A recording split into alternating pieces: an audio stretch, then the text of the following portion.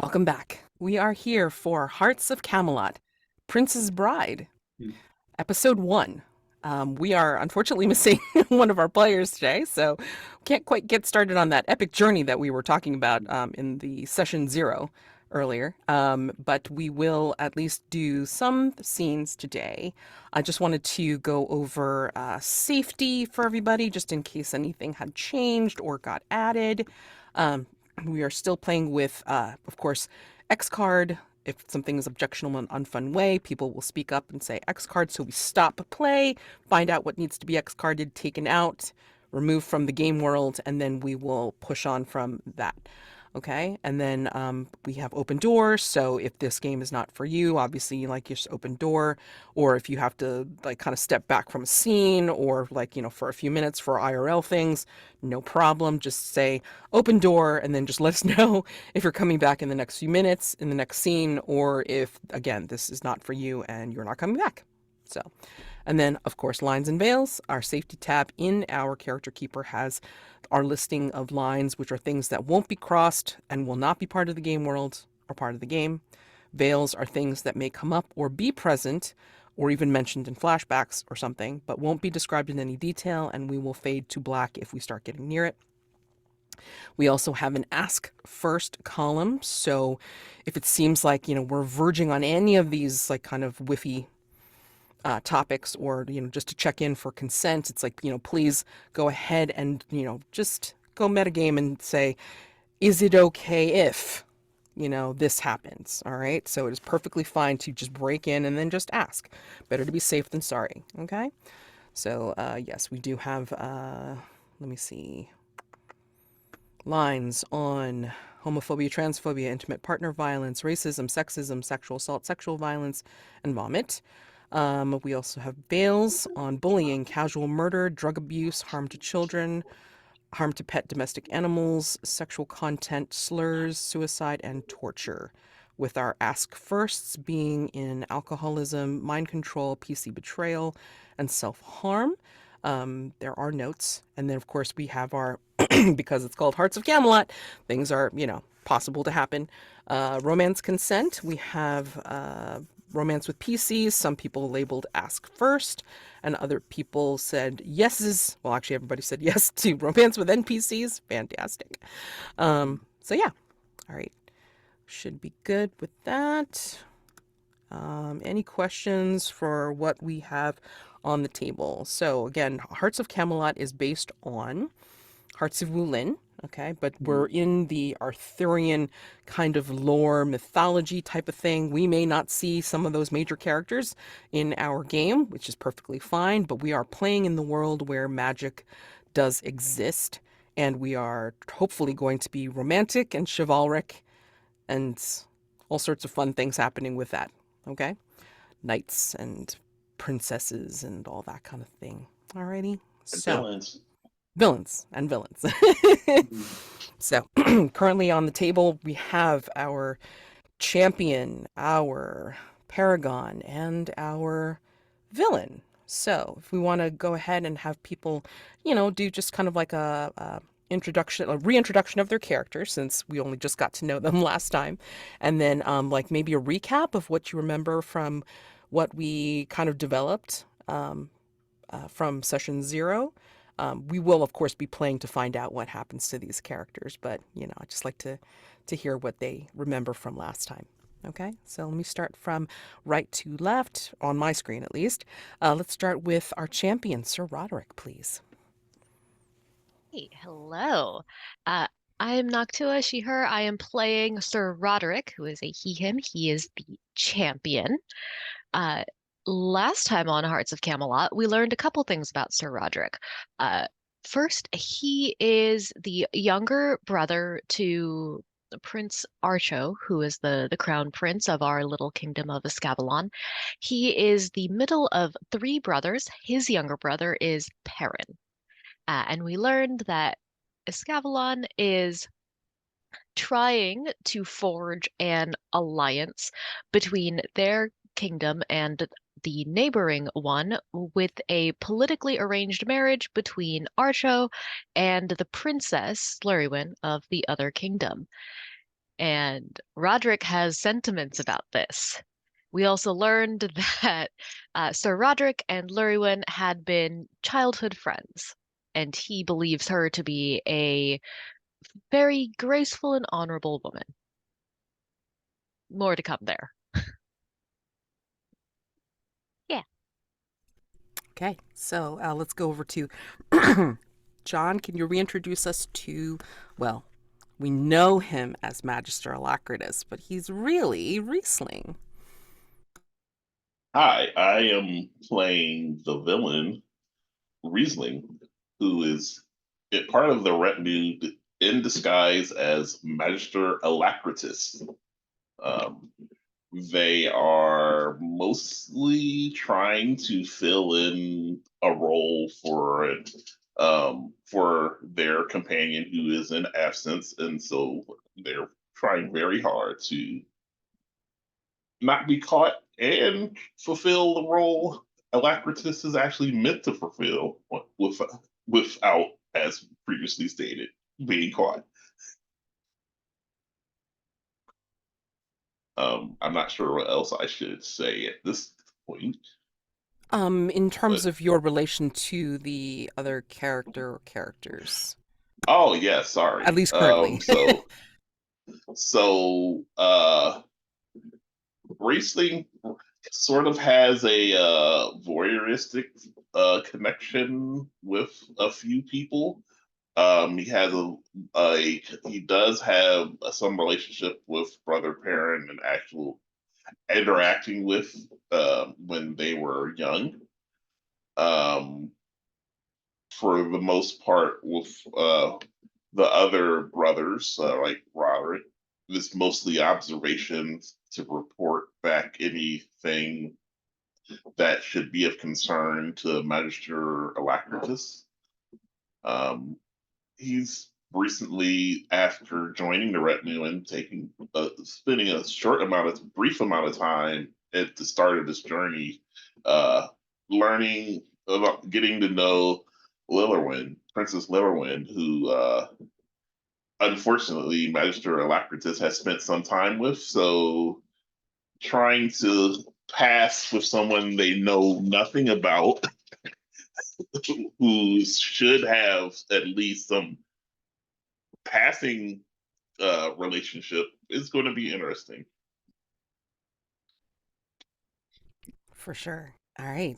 So, Alex, please reintroduce us to Brother Perrin, please. Sure. I'm Alex, pronouns he, him. I am playing the Paragon, Brother Perin, pronouns also he, him. We learned, as Noctua said, Perin is the youngest brother of Roderick and Archode. He is a person who's torn between a lot of divided loyalties. The loyalties to his two brothers, to the kingdom and the church on either sides, to his interest in the mystical and supernatural, and his faith and what he's supposed to be interested in. I actually changed one of my dilemmas to that too, where it's what Brother Saman wants him to focus on is not exactly the same as what he wants to focus on with his bestiary and an interest in magical creatures and stuff. So that should be interesting. Another thing we established last time is that we are all headed to Spirit Hawk Peak, which is where the wedding is supposed to happen. And in the prologue, we established that supposedly all of the Spirit Hawks are extinct because of mine and Sir Roderick's mom. Whether that's true or not, we don't know. But that could be interesting exploring as well. So.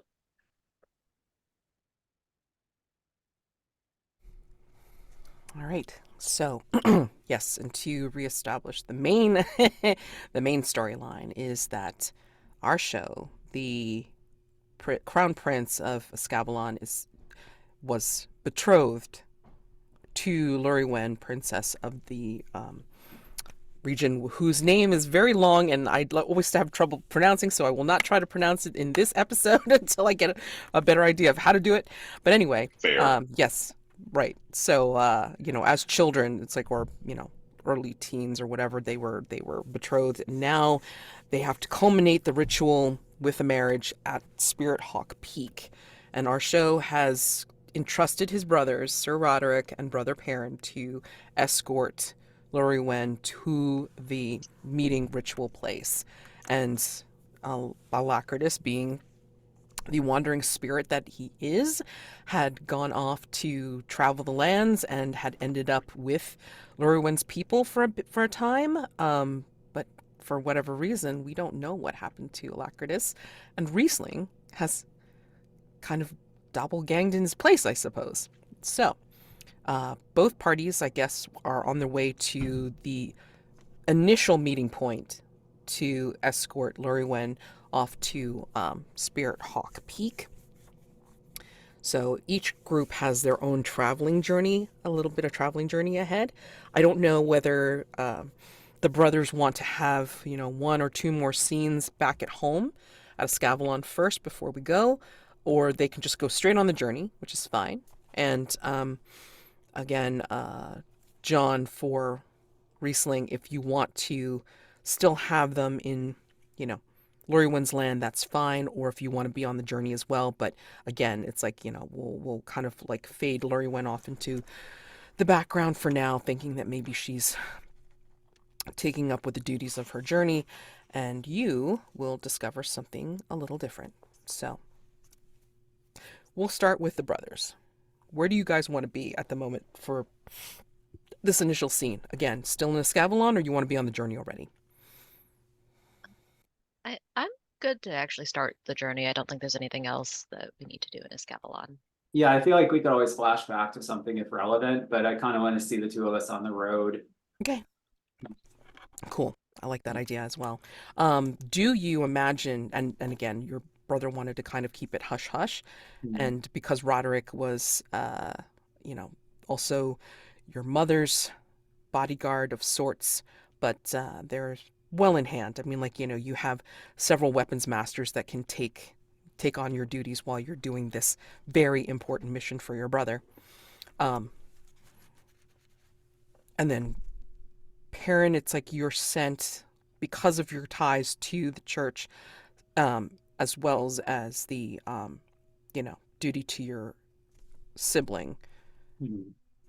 And secretly, Perin also kind of wants to see Alacritus again because, again, he used to be the tutor of him for quite some time. So kind of like a Merlin Arthur situation. Yeah, that's really neat. So, okay. So do you imagine that you two are also taking a small retinue? I mean, not huge. Obviously, you're not trying to create any kind of fuss or whatever. I mean, this is something that your brother has entrusted you both with. But do you have any kind of retainers? Do you have any kind of, I don't know, like a small band with you just to, Perin would probably defer to Roderick on that. He is content with just the clothes upon his back. But if, Roderick's experience in more, martial matters says that we should have a retinue, then he wouldn't, argue or anything. Yeah, I feel like Roderick would take this pretty seriously and would request one or two extra fighting men. I don't know if they're properly knights, but trained folks. He knows how important this is to our show, and he needs to be sure that Loriwen arrives intact and in one piece. He can spare a couple men and a couple extra swords to make that happen. So, sure. yeah, I also feel like if we're escorting Loriwen to our kingdom, then that kind of implies that the journey might be potentially dangerous.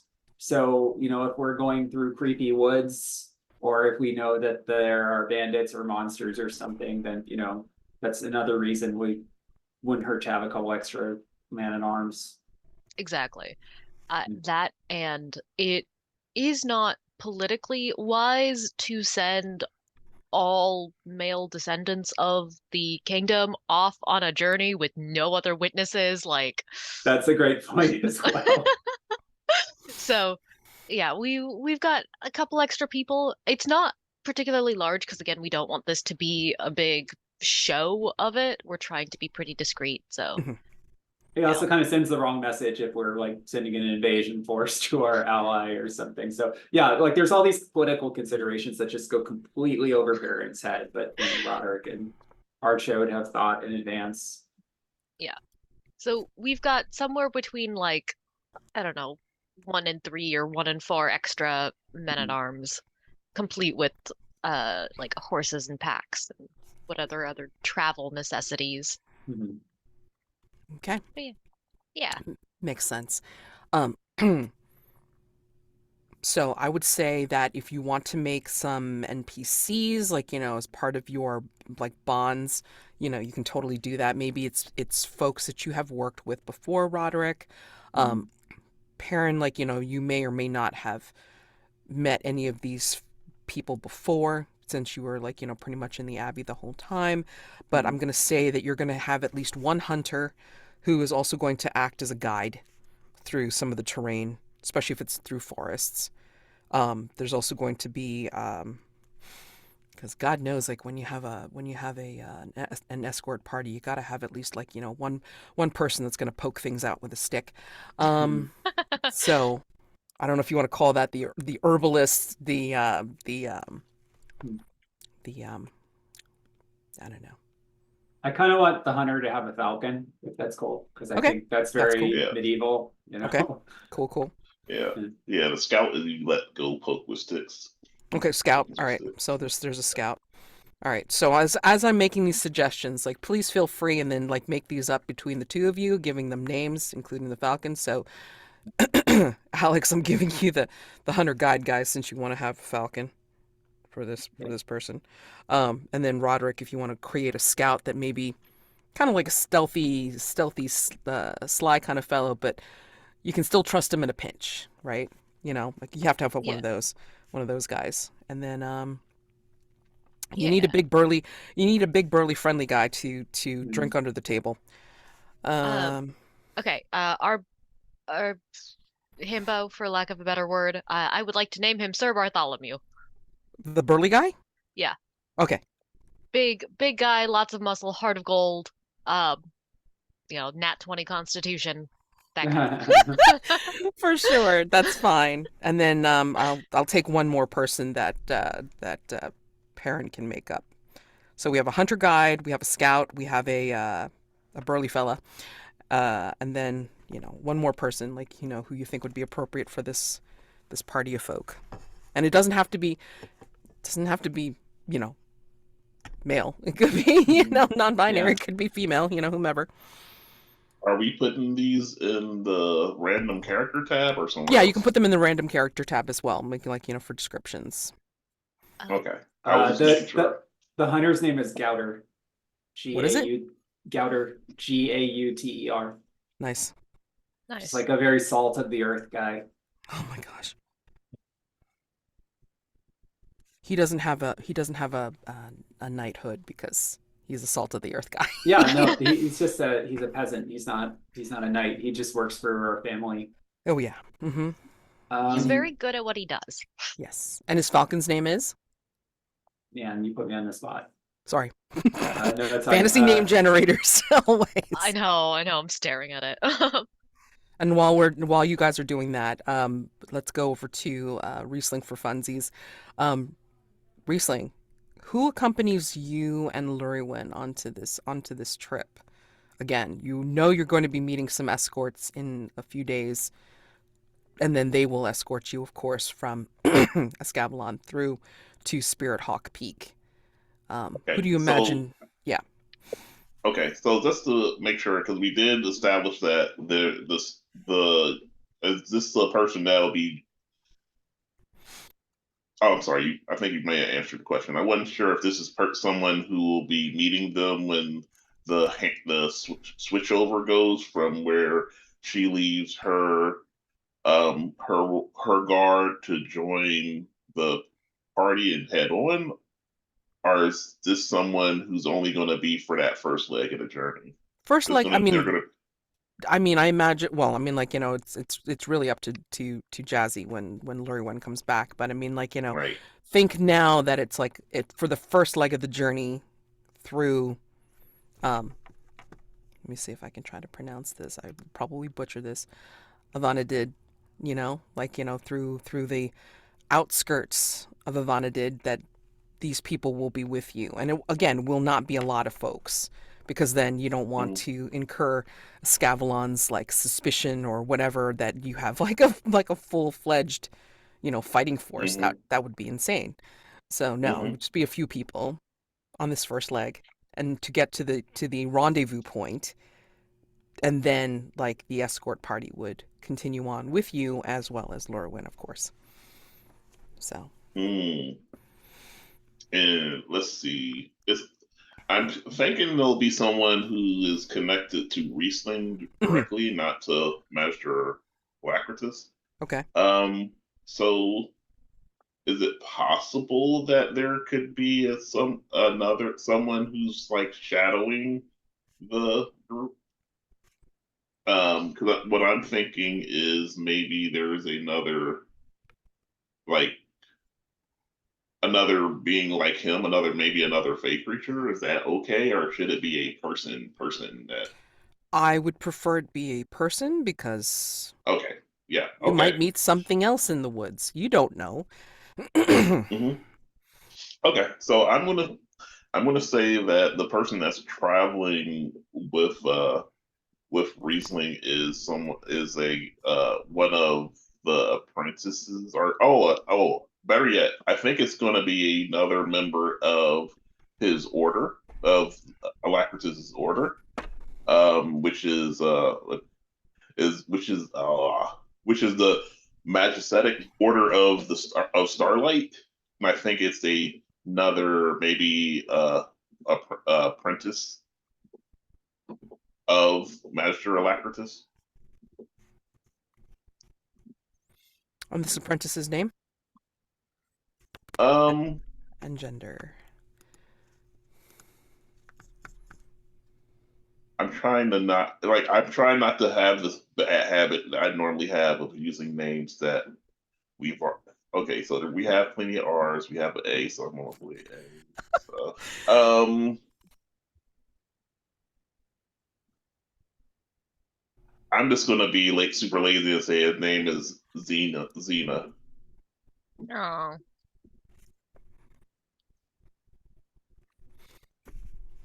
Okay. There are no X's. There's never any X's. Okay.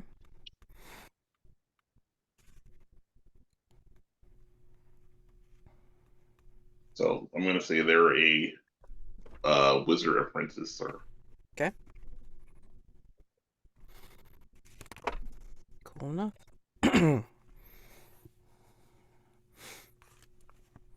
Yeah, that can't be problematic at all. It's like trying to teach somebody on an escort journey. Sure. And you're not even the one that's supposed to be teaching them. Great. Absolutely great. I'm depending on the fact that Magister Alacritus has probably been not as dedicated to his teaching since he's been finding all these troubles. But once more, Riesling hasn't been with Alacritus, so is another relationship for which he has to. Riesling is pretending to be a person who has a relationship with someone who they have absolutely no relationship with.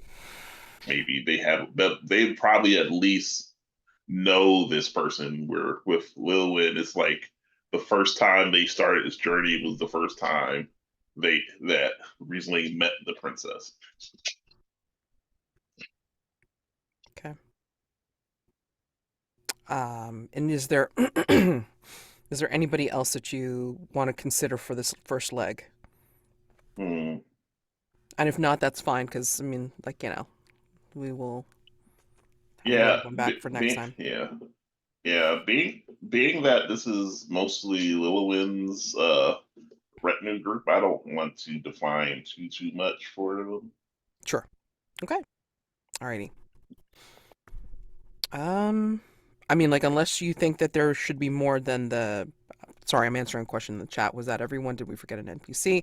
Only if you think that there needs to be one or two more than the hunter guide, the scout, and the burly fella. I think that's good for now. Okie doke. All right. Okay. So let's start with the brothers. Mhm. And you are riding out with Gowder, Humphrey, and Sir Bartholomew. Okay. So I think it is an auspicious day. It is, you toasted last night. Maybe there's a bit of a, maybe had a little bit too much fun last night, at least on Roderick's part. However, it's like, you still do your duty and you ride out like in the bright morn, or maybe before it turns too bright. But yeah, I mean, like, you make out during a wonderful sunny day. Again, auspicious kind of feeling. You are optimistic. You are, things smell. I forget what we said was the prevailing season at the moment. Did we say It spring? was either it was spring or summer, I think, because there were a lot of flowers Yeah. in the I Okay. thought it was It's spring. spring. Okay. spring. Okay. Okay, Yeah. cool. All right. So yeah, imagine that there's like, some wonderful flowers blooming in Escavalon at the moment as you ride out in the early morn before things really start stirring in town and Mhm. um in the castle. And yeah. I feel like Perin has been riding next to the more humbler NPCs, Gowder and Humphrey, and he's talking all about how we should be thankful to the Lord for providing this wonderful weather, and how auspicious it is, and how blessed we are. And Gowder is actually eating it up because he is kind of a religious person, and he enjoys hearing this from Perin. Humphrey, I think it's annoying the hell out of him, and he just wants me to shut up about it. So I don't know if he looks over to Roderick or anything to that effect, but he's just I going on and on and on about this. I feel like Humphrey and Roderick share a surreptitious eye roll at Perrin's homily. Mhm. Like, the weather's nice. We should definitely enjoy it. I ain't gonna give any extra grace to God for it, but it's beautiful weather. And I feel like as they're riding, especially as they're like on the main road out of Escavalon, Mhm. things are otherwise pretty quiet. Like we're not expecting trouble while we're still in Mhm. town. So, uh, like the group is fairly close together. We haven't set our scout ahead because we know we're safe still. As we leave town and like start on the road heading east, which is where we know we're gonna meet up with Lurwen, I think that's when we send Gowder and Lily the Falcon and Mhm. Humphrey a little bit farther ahead. I think Sir Bartholomew lags behind a little bit. The group spreads Mhm. out, and we start to look around a little more, take stock of, okay, hopefully things are fine, but just in Mhm. case, we're going to be aware of our surroundings. Yeah. And Yeah, I once, oh, go ahead. well, I was gonna say, as we start to get in the outskirts, Perrin's preaching kind of dies off, and he starts looking around the woods, and he's like, Gowder, I don't know how far you've been out in these lands, but Magister Alacritus once told me that there were, well, you don't have to worry about it. You're a skilled hunter. There's probably no truth to those stories, anyways. I'm sure that it's just a myth. Oh, you be talking about the creatures, do you? You remember their stories that the Magister taught you when you were little? Huh. There Well, might be some truth. Maybe. and he again pauses, and he's like kind of nervous because he knows that Bishop Saman doesn't want him talking about all of this fanciful nonsense. But he looks down into his bag quickly and sees his bestiaria that he's carrying along with him. So he desperately wants to ask Gowder about this, but then it might be encouraging Gowder's belief in the supernatural. So I don't know if that's enough for an endure heartbreak, or if I can just do my other move about insight about supernatural creatures? You can totally do insight. I mean, like, I always feel that Endure Heartbreak is more of like, oh shit, like, like my Yeah. heart is really like, experiencing some pain right now. So yeah, save that for when like you have some emotional moments. Oh shit. Yeah. So he pulls out his book. He's like, I want to show you something that I've been working on, Gouter, and I do hope if we make it through this journey and see Magister Alacritus again, that I can get his insight on it. But I would love to hear what you think about some of the creatures in these lands. Well, I hope it has pictures, boy, because it's like I don't do reading. Oh, I have been working very hard on illustrations, and God's be good. I'm not the most talented artist, but It's not like them charcoal my drawings best. that you did as a little boy, is it? Those were kind of rough. No. I at the monastery they taught me more techniques than that. Hopefully. And he just flips open to a random page about the woods. Okay. So I will roll. You can roll +wise +1 to gain insight about the supernatural. So I'm asking questions about what sort of monsters or creatures are in these lands. So that is +3 for me. Okie doke. And I forgot to 2d6. actually pull open. I should have included roller, the dice roller in the, hold on, one of those things. I have one in Discord. I'm just trying to find it. Okay, and I also put one in the cats tab as well. Roll this game's dice. So there's that room there. 6 +3. Yep. I got a 10. Nice. Okay. So let's see. Rules. With the gain inside. Oh, sorry. With your Paragon move. Like looking at all sorts of different moves here. Alrighty. It just gives me +1 to seek insight about the supernatural. Okie doke. Okay.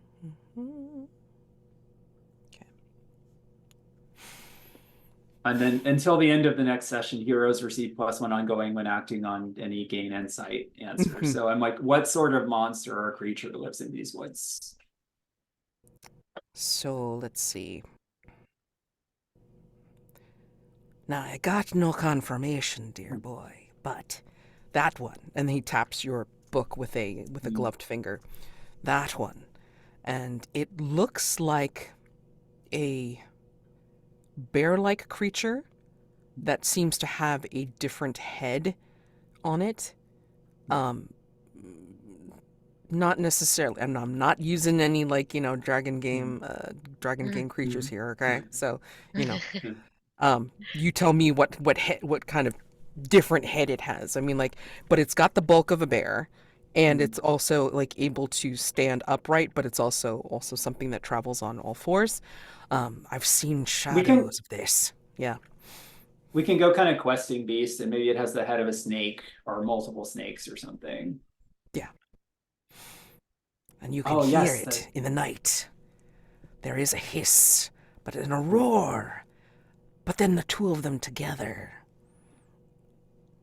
As if it has multiple throats. Perin is just rapidly taking notes with his quill pen. It's an interesting addition. Thank you, Goucher, for the benefit of your experience. But please, I pray for you. If you go out into these woods to hunt, you must be cautious, and you must trust in your faith, but also in your senses. I would hate for anything to happen to you, old friend. I would hate for anything to happen to me too. Thank you so much. But he laughs at that, actually. You just have to make sure you don't disturb what doesn't need disturbing, boy. All right? Just calm down. Don't get too excited, and just leave him alone. I know what needs to be hunted. You just hunt for food, not necessarily for fun. Although, and then he kind of gives you a sidelong glance. Sometimes you're forced to hunt for duty. And that kind of sticks in the craw a little bit. Remind me to tell you at some point about,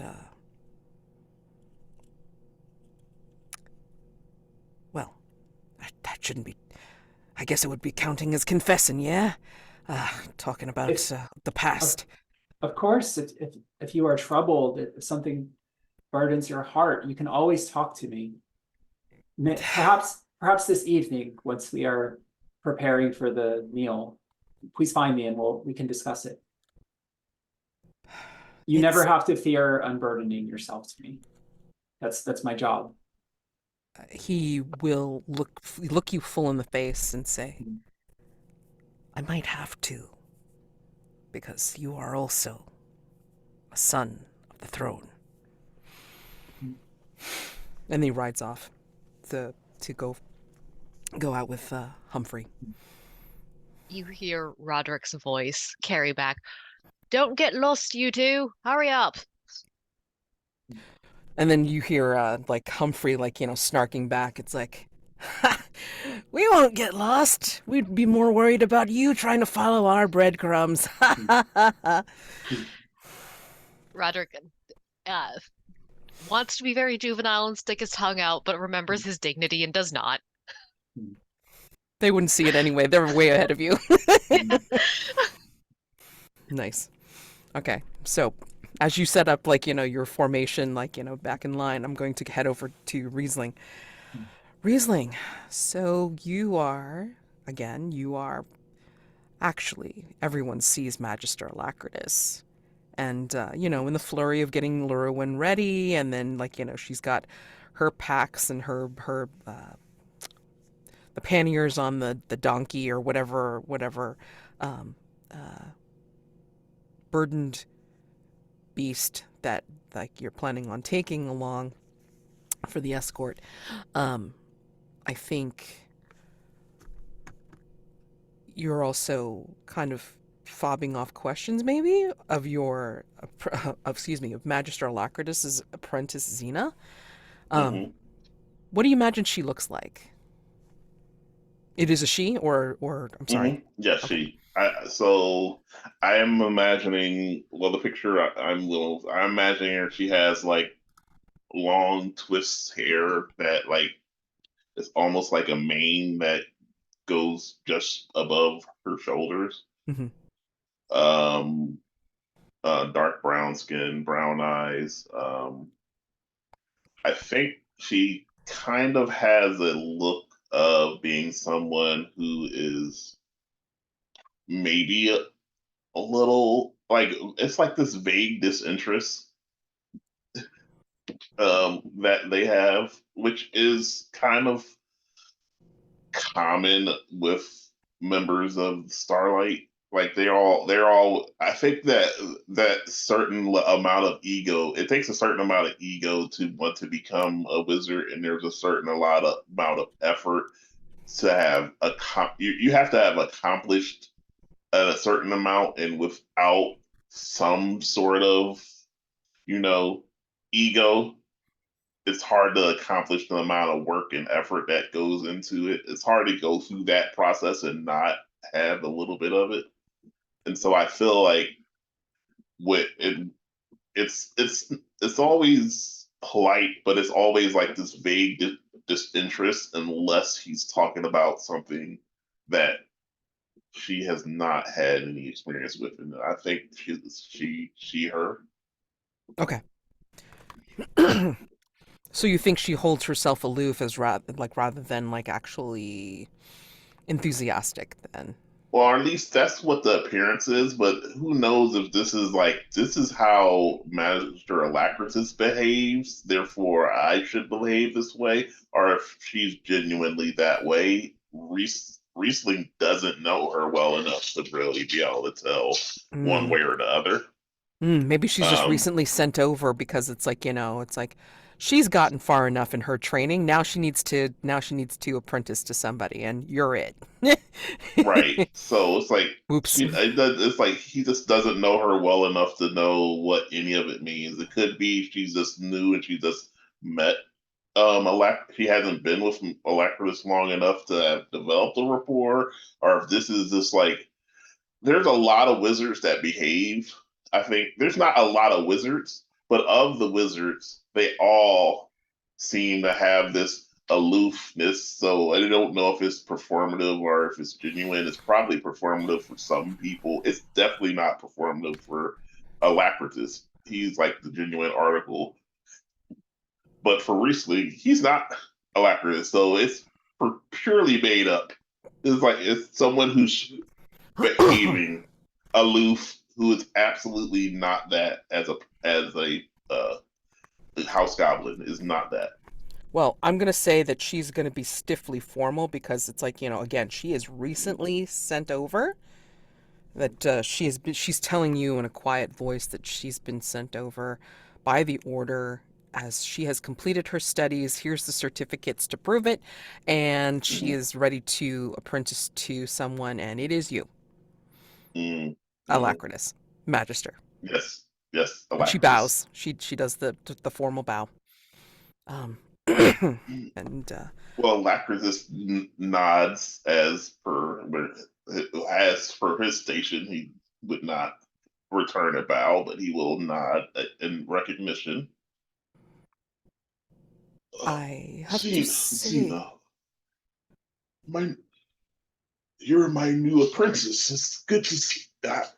So, like he's saying this is Riesling. He should not have said that, but he's saying it because it's the first time he really interacted. Have you?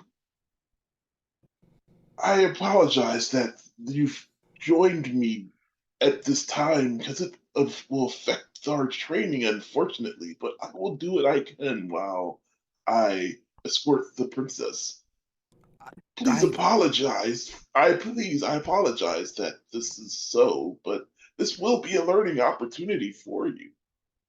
she kind of gives you this look like he's apologizing to me, but then she kind of like, regains her composure and says, "Oh, no, Magister. It is my honor to be able to be trained in the field, per se. I appreciate the opportunity. I was not thinking that I would be um, on the road, but I will again take every learning opportunity I can, and I appreciate this. Thank you." Yes, of course, of course. Um, Being familiar with the politics of the kingdoms is an important part of being a mage, not just our arcane knowledge and our vast intellect. It's also to be able to interact with everyone around you and having some understanding of the political view. I must ask you to do me a favor. Yes, of course. What Oh, would you have me do? excellent. Well, I'm afraid that with my stature as being Magister Alacritus, a very wise and notable wizard known throughout the lands, that I may be off-putting to Princess Lilywin, and perhaps someone like my apprentice would be more accepted by her. And if you could possibly become befriend her, it is also a good for. It would also be benefit you to have a connection with the kingdom. It will likely pay dividends in the future. Are you saying to set myself up as possibly your successor at Lorewin's side? I, that that Um, is I, that is an well, incredible opportunity, sir. I well, we live in dangerous. Like that is not at all what he was meaning, but he's like, yeah, oh, yes. Well, we live in dangerous times, and magister of our order should always prepare for any eventuality such as that. Though I don't anticipate anything, if nothing comes from it, you will still have made a friend with someone important. Yes, sir. That yes, absolutely. I am ready for the challenge. In fact, I will make sure to packing our our our arcane supplies and also making sure we have enough of all of the ritual herbs and all, all the accoutrements. Absolutely, sir. Um, No. if if you please, I will go and make sure all of our packs are ready for the journey. Yes. Well, and because of all this is happening, I'm afraid that we may not have much time for me to train you in arcane arts on this journey, but I assure you, once it's completed, we will make up for lost time. I Again, I imagine this will be a new opportunity for both of us, sir. If you don't mind my saying, I will definitely avail myself of any chance to prove myself. Yes, I haven't experienced a new experience in quite a long time, so this is quite new to me. Yes, It's not I every day. think. Yes, please continue. It is not every day that anyone gets to visit Spirit Hawk Peak, so this will be exciting. Yes, it will indeed. I am glad that I have this understanding. I believe this will be very good. This is an experience not many apprentices get to have, nor do many wizards of my high standing, as it is, would consider giving apprentice such important role in this situation. But I have every faith on what I know about you, which I know a great deal about a great many things, including yourself. I have every faith in you that you can accomplish this. So magnanimous of you, sir. I Again, I will not disappoint. And she will bow, deep bow, and then she will rush off to put together all the packs and stuff to get ready to go, for sure. Yes, it's like and after she's gone, it's like I can't believe she bought that. Oh my god!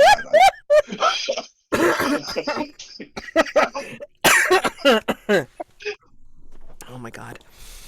All right. Yes. So all the good ideas in the chat, for sure.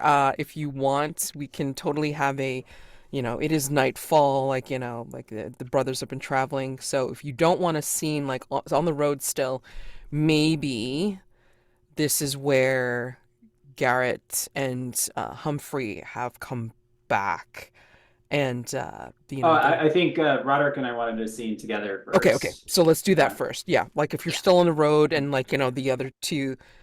Well, Maybe we're starting to set up camp, okay. right? All right. And Perin should be helping Roderick with the fire and collect wood and stuff. But instead, he's praying. He's praying. Where's Bartholomew? Where's Sir Where's Sir Oh, yeah, good Bartholomew? question. Yeah. Where do you want I him set up? I feel like we've sent Bartholomew to gather firewood. So Okay. he's Cool. around in like a 50-meter radius, Yeah. but Okay. not immediately within earshot. Good. Okay. Cool. Yeah. Yeah. So Perin is praying for Gowrit, and he's like, "Oh, Saint Adamus, please watch over Gowrit and Humphreys and Sir Bartholomew and both of my brothers and my poor mother who is so sick and ill." And he's just saying all these things aloud, Roderick. How do you feel about him not helping you out?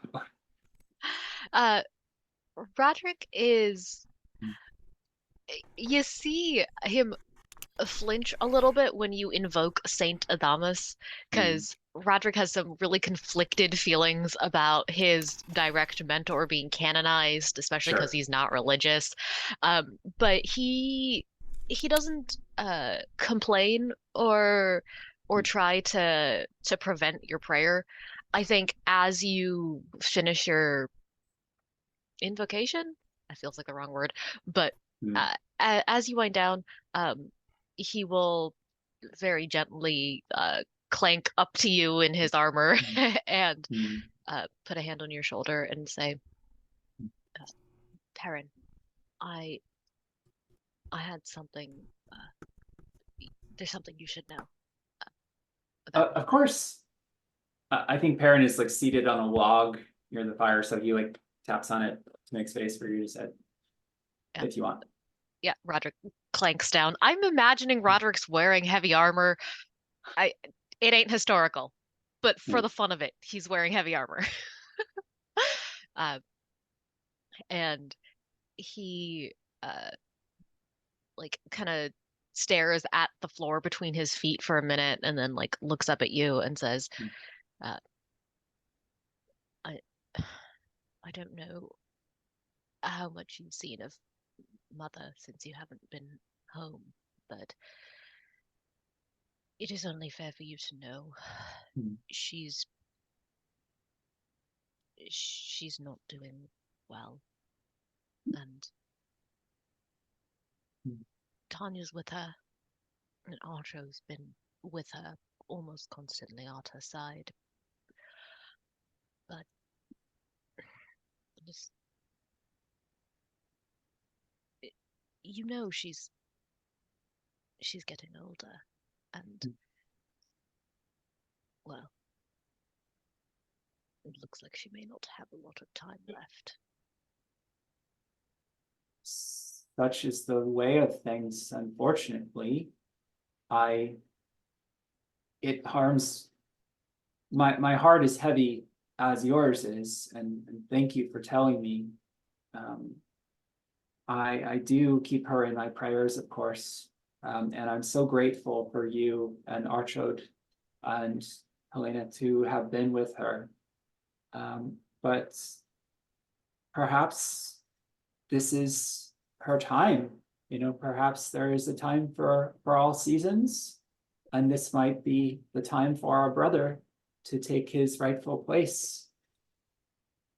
So I do not grieve for her. I celebrate her long life and her, you know, our family blossoming.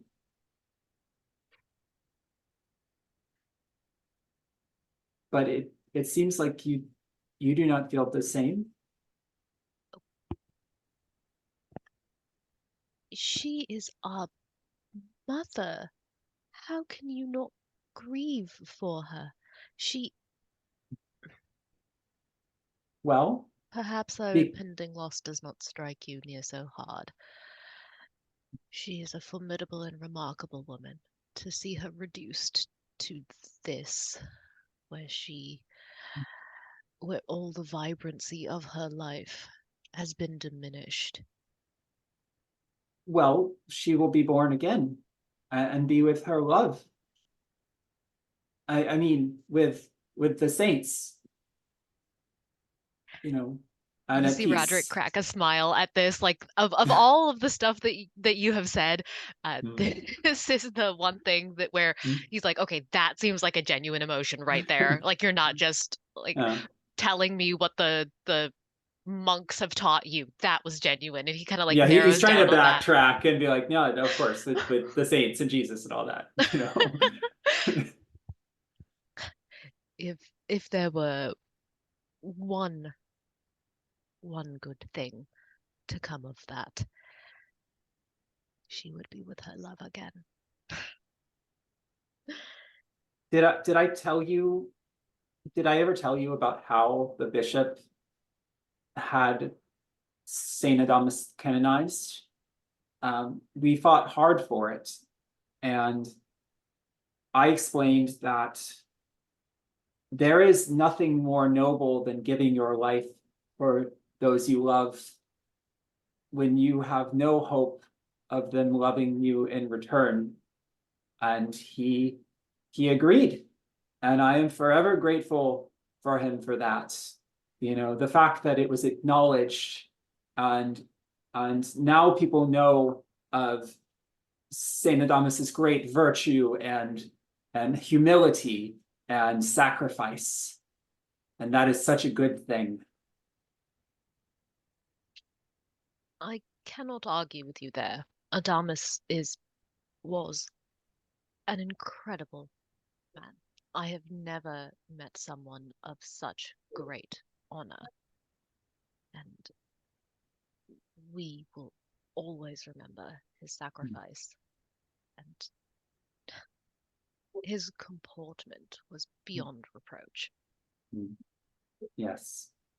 Despite his temptation, he did the right thing for our mother and our family. You see the wince as Roderick's internal like conflict shows on his face as he's like, The sad thing is Perin doesn't know how badly he's hurting you here. He's just talking about how great Adamus is, but it's like directly applicable to what you're going yeah, through. Perin has no idea, but Roderick's like, Adamus made the right choice and paid the price for it. And then Roderick drops his voice again and says something pretty quiet to Perin, and that was, you were right that our brother will come into his own soon. He needs this alliance to work. But when it does, when he is wed, Mother will gladly give him the throne. Now, not many have confirmation of this, though many suspect. So, it is only right that you know he will take the throne. That's a wonderful thing. Why would we not be happy for our brother?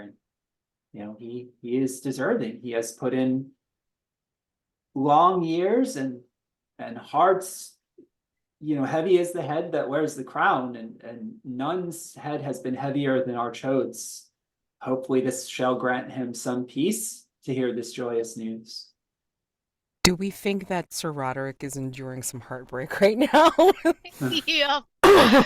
Roderick's trying to be like, hey, our mom's gonna die. And Perin's like, it's fine. She's lived a long life. And Roderick's like, how do you not? She's our But the mom. thing is, like, I feel like Perin might be too. Like, this is something that he's saying because it helps him deal with it. But in the back of his mind, he's like, maybe I actually do care, So do we? Yeah. We should probably roll for it. I think there's also a little bit of, because Perin was at the monastery, he doesn't really know Queen Vivienne quite so much as mom. Like, he has vague memories of being a kid, but nothing more. Right. Whereas Roderick had to watch her like decline as she got ill. Right. And I'm just going to point out for the recording that it's like usually you will endure heartbreak when distressed by social conflict, moral dilemma, divided loyalties, or other emotional or spiritual turmoil. Tell the MC what you'll do if you lose control. Now, before we get into that, you're going to roll, of course, but you'll usually endure heartbreak in response to conflicts and crises arising from your dilemmas, though this move can be made in response to any situation that tests your heart. So that's why I'm okay with you guys enduring heartbreak at the moment. But if you do make a move related to one of your dilemmas, then that's where you will be exerting heart, and then that's where you get like a bonus on your related roll. Okay. But anyway, in your heartbreak, you're going to roll unfulfilled destiny. So if none of your destiny boxes are marked, those are the boxes, the number of boxes that you take in addition to your 2d6 roll. Okay. What will you do if you lose control? Start crying. Oh no. And Roderick he does not want to be seen crying. Like, no, he would never. And Perin? I mean, I already rolled and I was fine, but if I hadn't, I was going to say that my faith would have been tested. Like, I'm saying all this about the saints and everything, and it's like, well, actually, it hasn't provided any comfort for anyone. So, right. But yeah, currently I'm fine, which means specifically for the Paragon, I can do miracles in a little bit. Miracles. So that's great. Okay. All right. It is roll plus number of unmarked destiny boxes. Correct. Yeah. Unfulfilled destiny. Yep. Okay. Oh, so So I'm at 10. currently +5, yeah. Oh yeah, for sure. Okay. I feel like Perrin would hear like a hitch in Roderick's voice as he says all of this, but he doesn't actually break down crying. You hear the conflict. Exactly. All right, cool. Let's head over to Riesling. I imagine that the next morning that everything's packed, including, basically Xena is taking on any of the things that she imagines an apprentice is supposed to do for the Magister. So obviously not only the arcane supplies, but also she's taken the liberty of packing your robes, her stuff, and then just having everything ready for the whatever beast of burden that is provided by Lurwyn's people and party. So Oh, well, Riesling would take the time to see the stuff that she's packing away and then casually ask if she remembered to pack the thing he saw her pack. Like, he's trying to go unnoticed and seeing what she's doing, just so that she has the opportunity to say, yes, he did. Yes, I remembered to pack that. Was like, very good, very good. That's what trying to make himself with get a positive rapport with her. right. Now, do you imagine that? And I'm not going to speak for Jazzy's character, but do you imagine that, yeah, again for the first leg of the journey, do you imagine that there's like some kind of bodyguard of some sort? Like there's got to be a burly guy.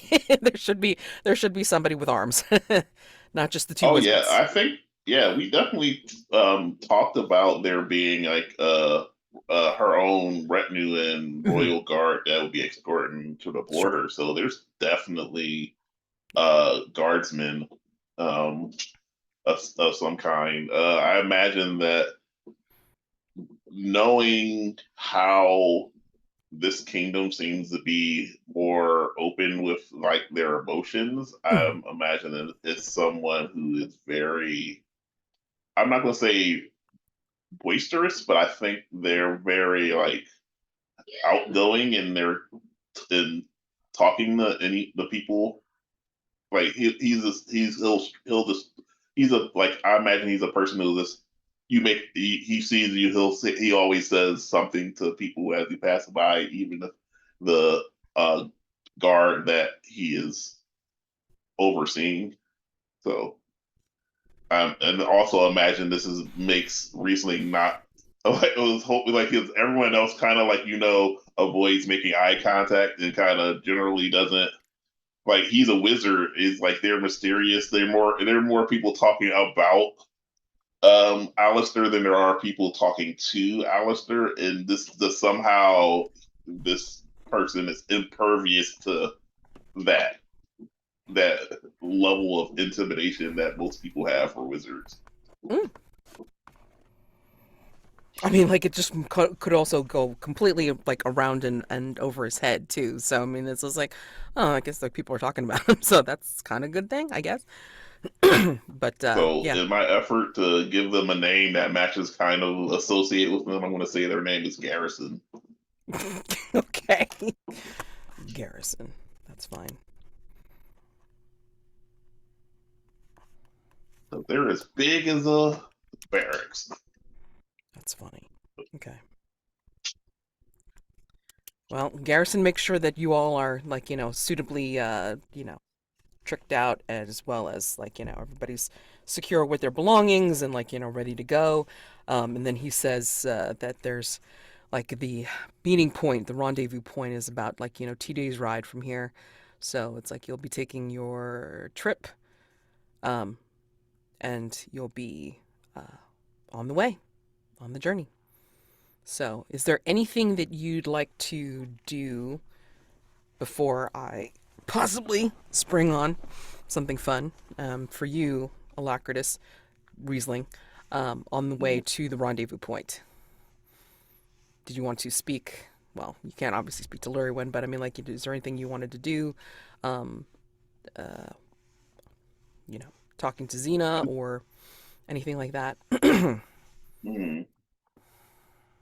I suppose I'll need to make sure that this, like, I guess I keep saying handoff, which makes Lil Win seem like a package for like that's where I don't. I guess this. I guess I can't think of a better word, but for make sure this handoff goes smoothly, because effectively it will be the meeting of two armed guards, like armed forces, and so I think I probably would have to talk to Garrison about make sure goes as planned, but Riesling doesn't actually know what to ask or say like it just feels like he's obligated to do this because you've seen how Alacritus is usually very meticulous.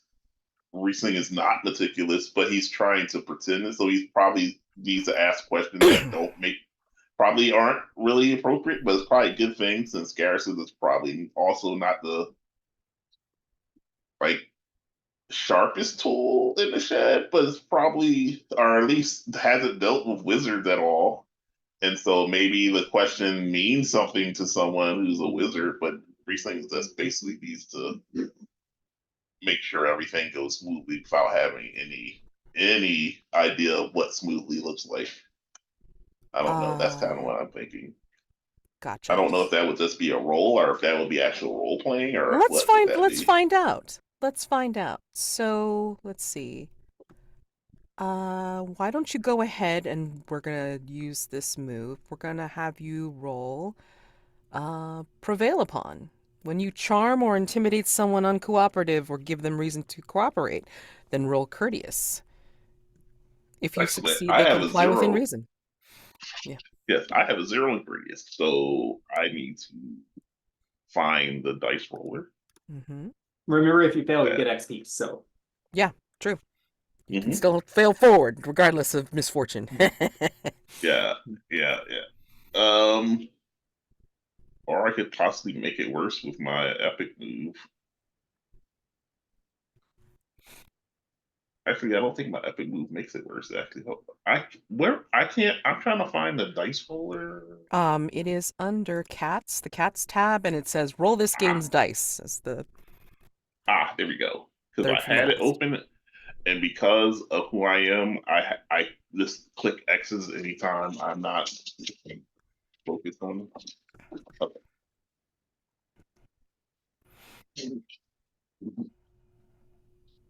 And it's 2d6. 2d6, yep. Oh, I actually just clicked d6 twice by accident. That's fine. So That's a that's 9. a 9. Okay. So that's still good. Alrighty, so for prevail upon. Okay. They comply within reason. So, yep. 7 to 9, a mixed outcome. You do what you want, but you also receive misfortune. So, tell me what you're trying to get him to do. But then I will also give you a little bit of misfortune here. Hold on, I want to check something. Mm-hmm. I don't know if it's worth it though.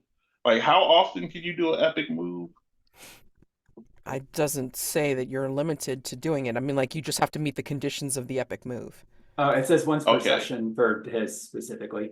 Ah, so for this is once villainy. per session. Like, is there like a phase of play, or is this like once per session? Like today, Saturday, once Today's per session. Saturday. Yeah, today's Saturday. Mm-hmm. Okay, so I'm gonna just figure it out because I can actually use my epic move to possibly avoid misfortune for this for social stuff. But I don't Okay. know if this is a social class issue or not. I mean, he's a knight, so or like, maybe not a knight, but Mhm. he might be It's like below you in social class anyway. Um, yeah, and he's like if probably you be a want to do general battle, maybe. battle has different battle. The battle move has different Mhm. rules. So Yeah, So I'm gonna just so I rolled a 9. This is for prevail upon. Let me look at what prevail upon says. When you charm and intimidate somebody uncooperative, give them a reason to cooperate, and then roll courteous. If you succeed, they comply within reason. Oh well, so what I was asking is for them to make sure that all the details are there and they act and things so that things go smoothly without any hitches. Um, so I guess that's what I. Oops. I think Garrison will kind of like, get in your face a little bit. He's not afraid of you, or he doesn't know to be afraid of you, and will I don't know why you're questioning my duty to my princess, Magister. With all due respect, she picked me to head this journey to the rendezvous. I resent you thinking that I did not plan for circumstances. Perhaps you should stick to your magics and let me worry about logistics.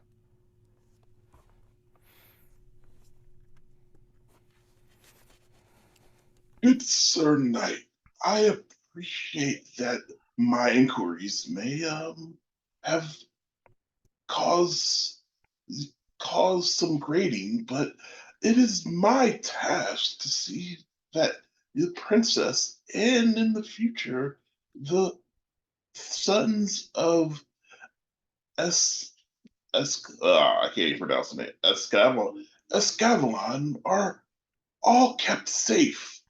So I must inquire so that everything goes well. And I apologize that you don't feel as a need to offer me what it is and what exactly is entailed, but I will be part of the handoff. And I should know what I need to prepare for, which requires you to tell me what the logistical details are. It is within my right. I am a companion of the princess. I am not asking you to change anything, only to tell me what you'll be doing. And I, Magister Alacritus, a great mage, I might, am entitled to information such as this because should any danger come upon our journey, it will be on my responsibility. It will be my blame above yours. There's more of an expectation for one such as myself to make sure all is well. And I appreciate your concern, and it is noted, but I'm not asking for anything unreasonable. He just kind of like, huffs at that and says, many is the duty that has taken much longer when there are those that get involved that don't have to be. And he will very pointedly, like, strap on the pant, like what he was doing, like, like while you were asking him, was like strapping on panniers and stuff to the different donkeys. And I think he's like, just like pointedly, like, pulls on a strap like strongly that it snaps. I will give you the entire list of things that I need to prepare for this journey, if you are so curious, Magister. And he will, like, kind of like reach into his doublet or whatever, and then like he'll pull out this big fat roll of a scroll, and like he'll smack it into your chest and say, "Here, please, When you feel you have the need to look at the checklist, be my guest. And then he'll continue on his way. The checklist is rather long. It is a scroll, and it is like, like as soon as you unroll it, it's like it goes down to the floor. So, right. And that is, do you feel ashamed at all for being such a pain in the ass? Or at least to him, that you're a pain in the ass. I mean, I'm sure, like, yes, like Okay. Riesling is like, it's like both of like, that was, he knows what he was asking for was not necessary, and dressing this person down was also not necessary, but also he felt like had to.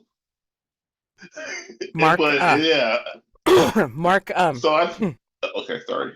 go ahead and mark ashamed next to courteous. Okay, Next to your courteous all stat. right, that sounds good. Yeah, That's part of your misfortune. Yes. all Okay. right. Okay. So let's take a quick 5-minute break, and then we'll continue on with maybe a few more scenes, and then we'll end. Okay. So yeah, 5 right. minutes. See you at the 55 mark.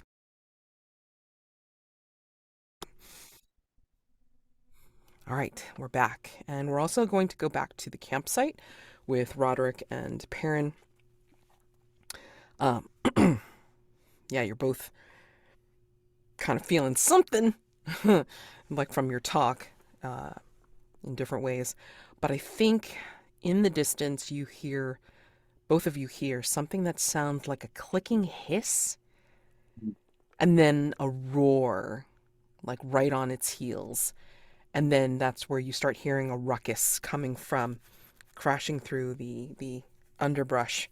And both Gowder and Humphrey will stumble into the clearing where you guys have set up a campsite. And it looks like Humphreys is holding his hand. God damn it! I'm sorry, Brother Perin. That stings like... And he's like trying to hold it in so he's not swearing up a storm in the clearing. It's quite all right. Please, may I see your hand? Oh, and then Gowder's like, kind of like keep like holding him up with one shoulder. It's like, this louder had stumbled upon. He stumbled where he shouldn't have. And he kind of like smacks Humphrey like very lightly and goes, "I told you not to go too far ahead of me." It's like, I don't care, it hurts. Humphreys, your hand. It is vital. Yeah. Okay. All right. And he holds out his hand to you like with his other hand, and it is it is stung. And it is quickly swelling and just looking like it's starting to turn like purple veined and everything like this. Hurts. Yeah, and Perin pulls open the vestiary and he is scanning through, and he looks at his brother, and he's like pale with sweat and stuff. He's like, Roderick, this man is in grave peril. Once stung by the poison of the bear snake, death will happen within hours. Is there anything you can do? Unless one were to retrieve a venom sac from its jaws. I can tend to his wounds, but... Got it. Yes. Yep. thank Roderick's like you. drawing a sword. And then Gowder's like immediately jumping up, like after leaving like Humphrey and Perrin's ministrations. It's like, sir, you can't just go and like snatch sacks off these things. I can't just leave him to die. You won't. If anything, let me help you trap him. Trap it, whatever. Because, again, Humphreys is being stupid again. All right. Yes. What would you recommend? Beyond just stabbing it with my sword. I can go up in the trees. I can set up a trap to at least make sure that it'll stay still and will at least be immobilized. And then you can get whatever you need from its mouth, whatever. But just All right, don't let me kill it, lure it up. please. You don't want me to kill it. Just It has lost injured our companion. because Humphrey was again being stupid. He teased it. He's saying, "Let me touch this thing." I told him numerous times not to mess with things.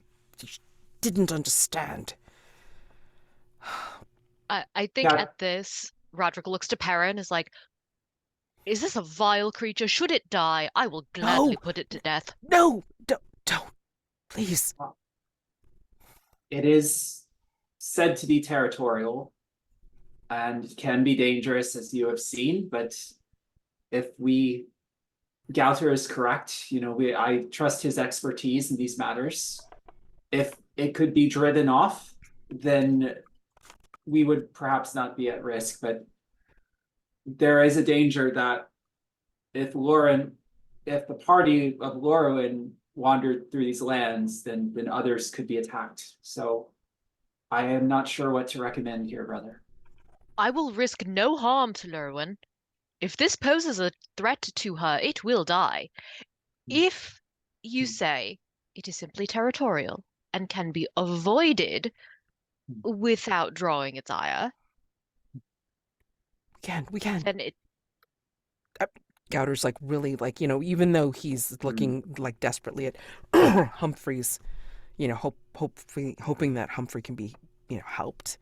I mean, just In my Right. heart, I am a man of mercy.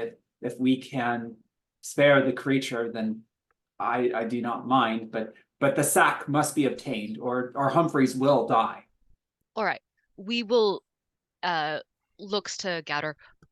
We will try it with the creature alive. If it cannot be accomplished with the creature alive, I will happily behead it and take what I need off its corpse. yeah, Gouter looks like, pained because he's yeah, if he was a character, he'd be like enduring heartbreak right now. Yeah, Perrin puts his hand on his shoulders. I understand. You have a good heart, brother Gouter, but some things must be done. And he just kind of like looks at your hand and then looks up at you and then just says, "We need to have that talk, boy, but not right now. Let me go help Sir Roderick, and we can get this done as soon as possible." And then he looks like worriedly at Humphrey. "Please make him comfortable." And Looks to Perrin. All right, we'll be right back. And heads off, sword drawn. Oh my God. I mean, and then Gouter will cry out, and then the Falcon has he's thrown Lily up into the air, but I mean, like Lily can only like see so far to at least finding what the bear snick, and Gouter takes to the trees. He's actually faster in the trees than he is on regular ground.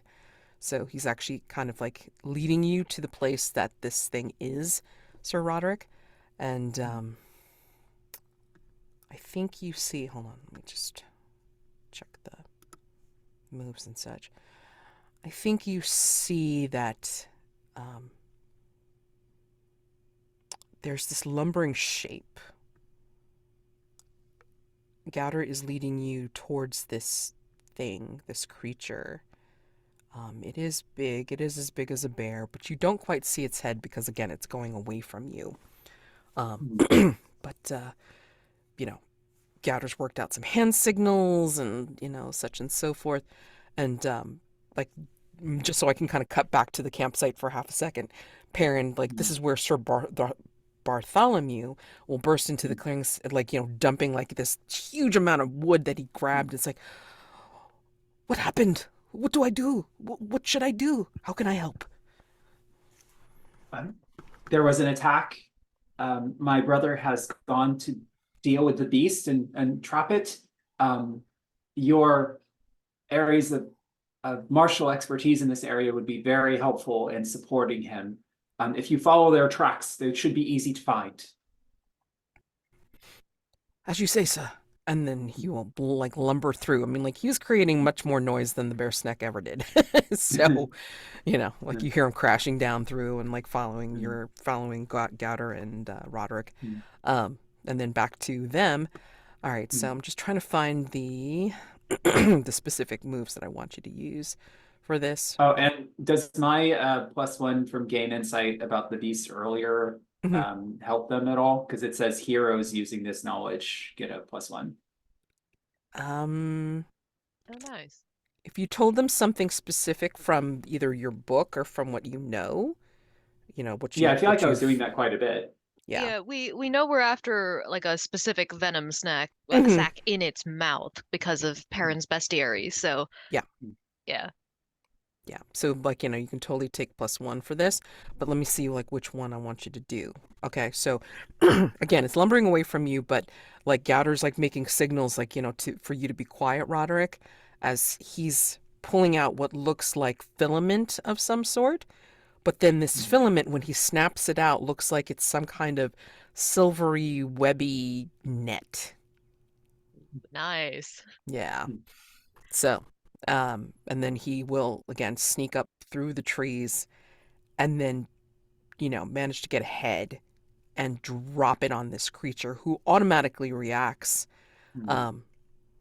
But then, like, is like trying to make way to break out of it. And what you see in the, through the moonlight snatches in the canopy, you see again, like this furry bear-like creature, but as it turns around and it's like tangled up in this web net, you see that its heads are, well, tell me what you see. Like we've established that it's part snake. Snake, yeah. Yeah. I feel like Roderick's got a moment of, oh dear God. So it's got two different heads. One of them is a very simple, it kind of looks like a common garden snake. It's like a brownish green. It's pretty narrow, and the head extends directly out of the body. And you can see that that particular head is writhing very vigorously, and as it moves, it gets twirled up in the rest of the net. But that head, and most common garden snakes are not poisonous or venomous or harmful, but it looks like it would be because of the amount of motion, and like the mouth's open and you can see the fangs, and it looks very threatening.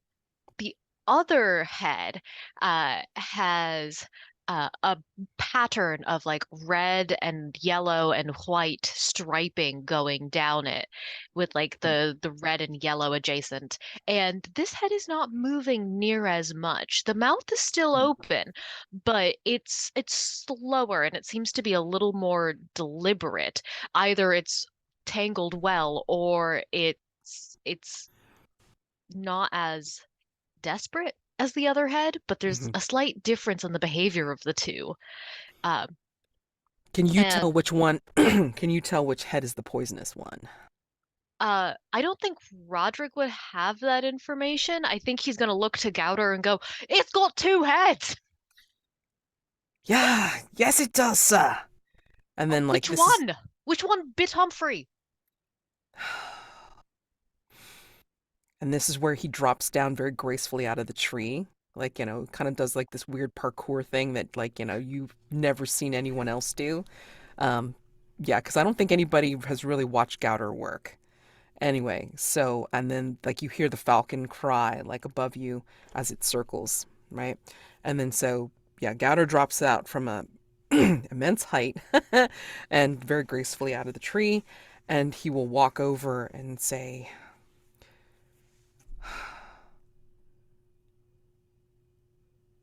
Humphrey didn't look. He just stuck his stupid hand where he thought there was some kind of, I don't know, treasure, something interesting to look at. There is Anyway, no treasure in a snake's mouth, normally. Take a good look, sir. If you take a look, you'll see that you can't quite tell where the heads begin and where they end. And yeah, you'll probably see like some kind of like shimmer, although the net is kind of interfering with that a little bit.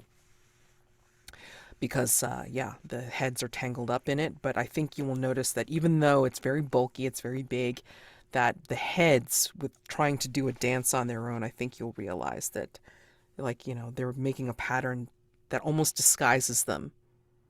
Like, they seem to blend in with the forest pretty well. It's its way of hiding, and Humphrey disturbed that. Anyway, I just ask that you don't destroy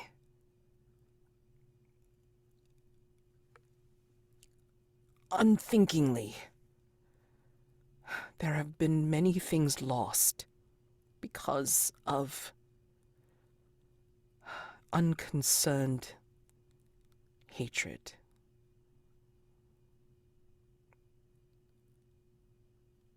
All right. I'm sorry. All right. Let's try this. And Roderick will sheath his sword, and say, "If I can hold its mouth open, can you get what Perin needs without harm to yourself?"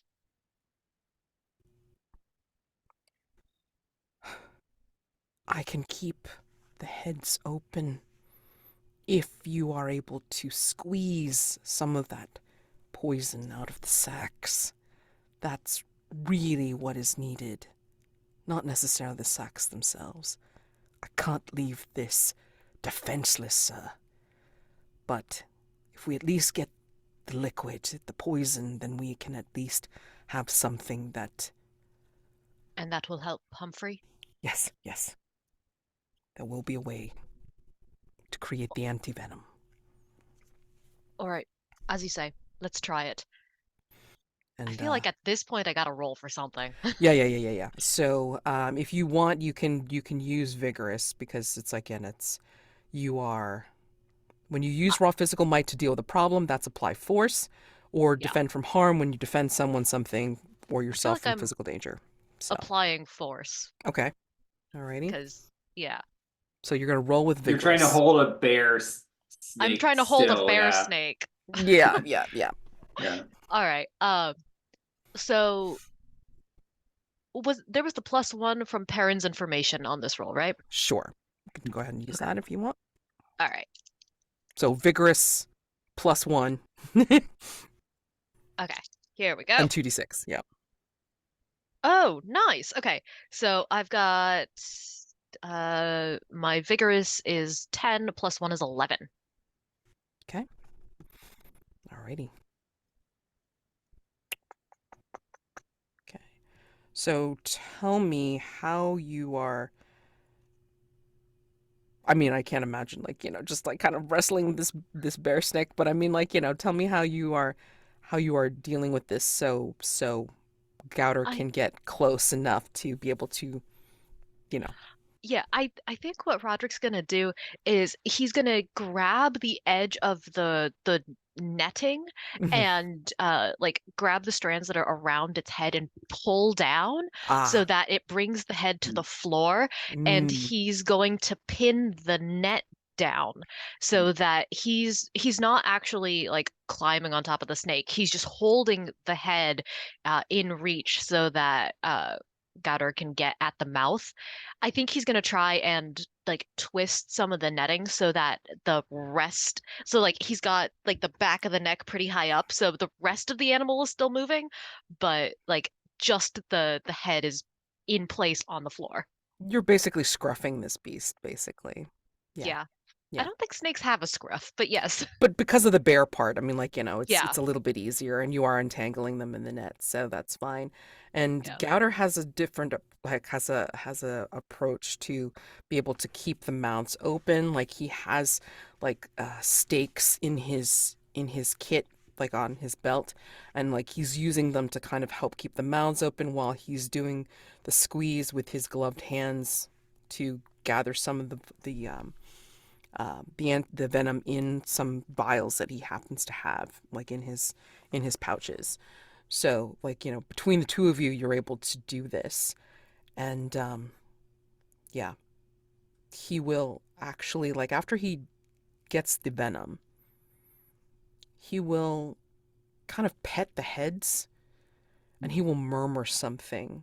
You don't quite catch what it is, but it sounds quite musical. And then when he finishes, you hear almost as like as a coda, you hear like the falcon's cry above you as like Lily will circle back down and then actually come to rest on his shoulder without being bitten, which is a very dangerous thing for regular falconers to have.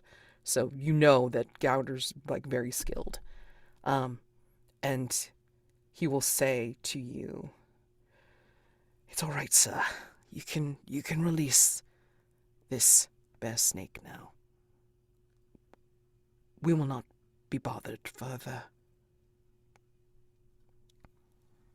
And As you say, and yeah, Roderick is kind of slowly eases pressure on the net and like releases the creature hand on hilt of sword. Like, Mhm.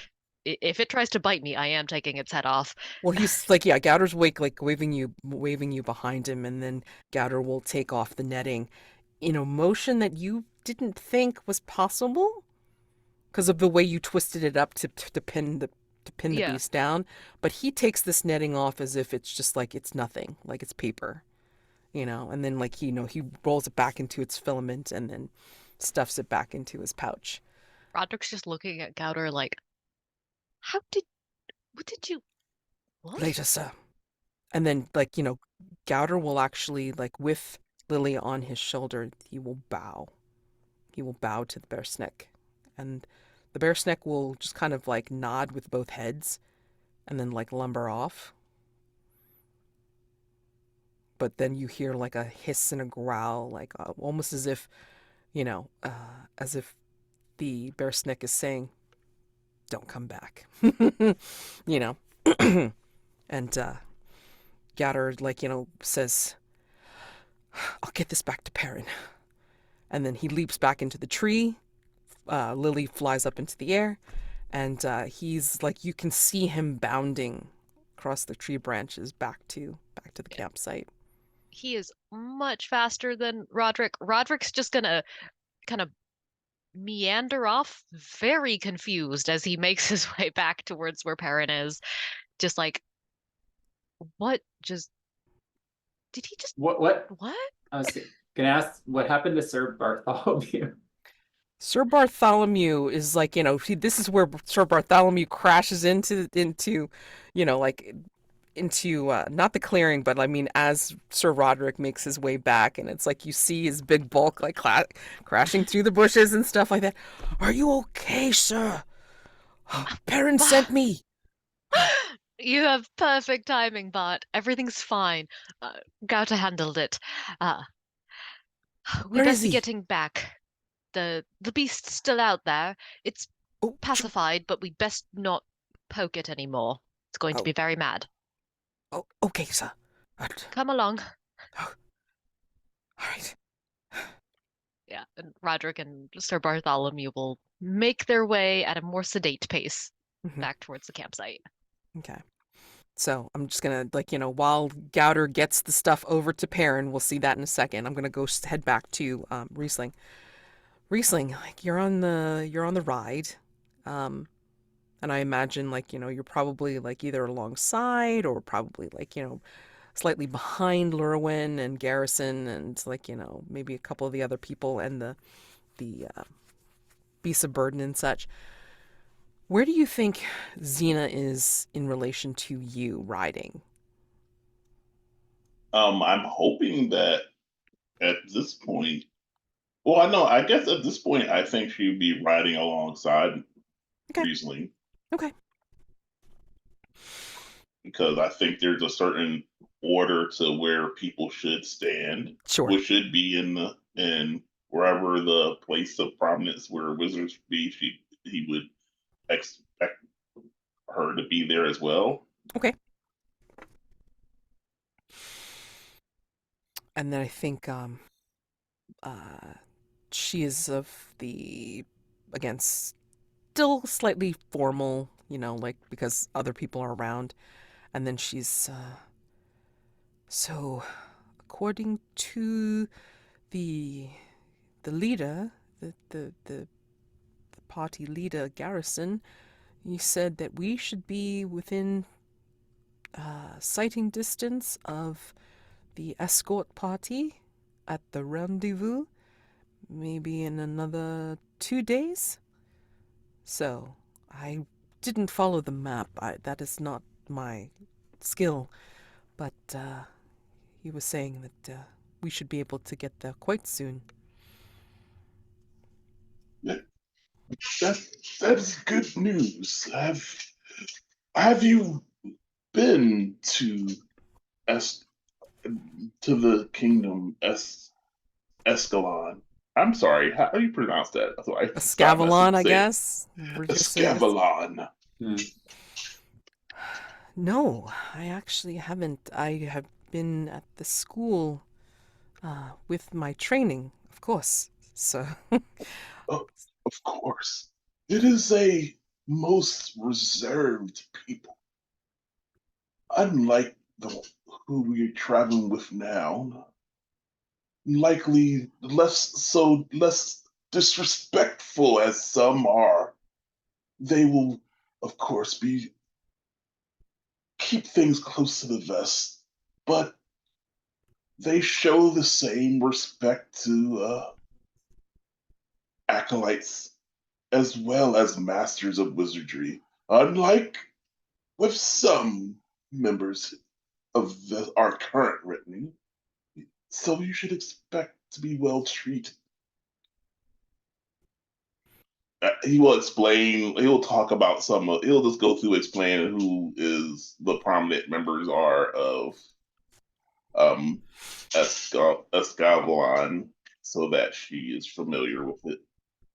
and she will commit what you say to memory, so this way she knows who she's greeting when you guys get to the rendezvous point. But I'm gonna say that as you are riding, and like let's just say that again, as you're, this is kind of like getting to the outskirts of Avanadid, before you get to the rendezvous point, which we haven't quite established, like if that has a particular name or not. Mhm. I think you're going through semi-wooded forests at this point, and like there's a well-traveled path because I mean, like again, trade or just travel through the lands. I think through the trees, perhaps, Riesling, you will see there are, of course, it's like maybe midday to late to afternoon, and like there's shafts of light as you're passing by different landmarks in the forest. And through the trees, perhaps your eyes are playing tricks on you. Who knows? But you see as if some of the shadows are following you, or alongside, like within the forest. But you can't quite tell. I mean, it's just, again, maybe that's the way the light is filtering through the trees. Who knows? Okay, so I will alert Xena to that. Xena, do not react with any surprise, but keep your eyes to the shadows. Do they appear to be moving to you? Hmm. She kind of takes a look, or just kind of like, makes like she's not looking. Mhm. I don't think so, but I am not sure. Trying hard not to look while looking. That is a skill I do not yet have. Well, we we will you will broaden your horizons and as my apprentice, but this is one of those things. If we're in danger, we do not want to give away that we've been seen. One moment, I will see if I can do anything about this. Um, I would like to actually use a spell. Let's use some Okay. sorcery here Sure. Okay. using my false Guinevere. Okay. So let's see. Evil twins, uncannily skilled at impersonating your counterpart. Take this move, you designate your counterpart as one of your bonds. Yep. Once per session, you can make any non-epic move from that playbook, after which you receive. I don't know if that's supposed to be -1. I think maybe -1 forward. That's what it -1 says. forward. Yeah, I think that's Yeah. supposed to be -1 forward. Okay. Any effects of this impersonation can only last until the end of the next session. All right. Okay. Your choice of counterpart is effectively permanent and can only be changed by marking a point of destiny, which makes sense. hmm Okay. Yep. Alrighty. So what kind of move are you trying to do from the sorcerer's playbook, I guess? Okay. So I think from my perspective, I'm not. I think having the guard, I'm more concerned about making sure that there's any danger here. So one of the abilities is that see, this is where I'm kind of torn. Mm-hmm. I don't want to give myself away, but I also don't want to find something and then not have. Oh no, I get. I'm going to use Astalot's mirror. By gazing into a reflective surface, you can view other locations. While studying your reflection, you can roll a gain insight about a person, place, or thing somewhere else in the world, even if you have no natural means of observing them. Okay. Um, I'm thinking that I guess but the other alternative is you're mystically bonded to an element. You can actually step through that element, and I'm not sure which one would make more sense here. But I'm going to go with the mirror, where I'm going to have maybe I believe he has. I think he probably has like a medallion or something of that order that is shiny enough where you can like look at the mirrored surface of it and focus on that and attempt to see from the perspective of where those shadows are Okay. to be able to discover what they are and quietly alert people if there's any danger there, because he doesn't want to give away that he's spying on them, Mm. if that makes sense. Yeah. Um.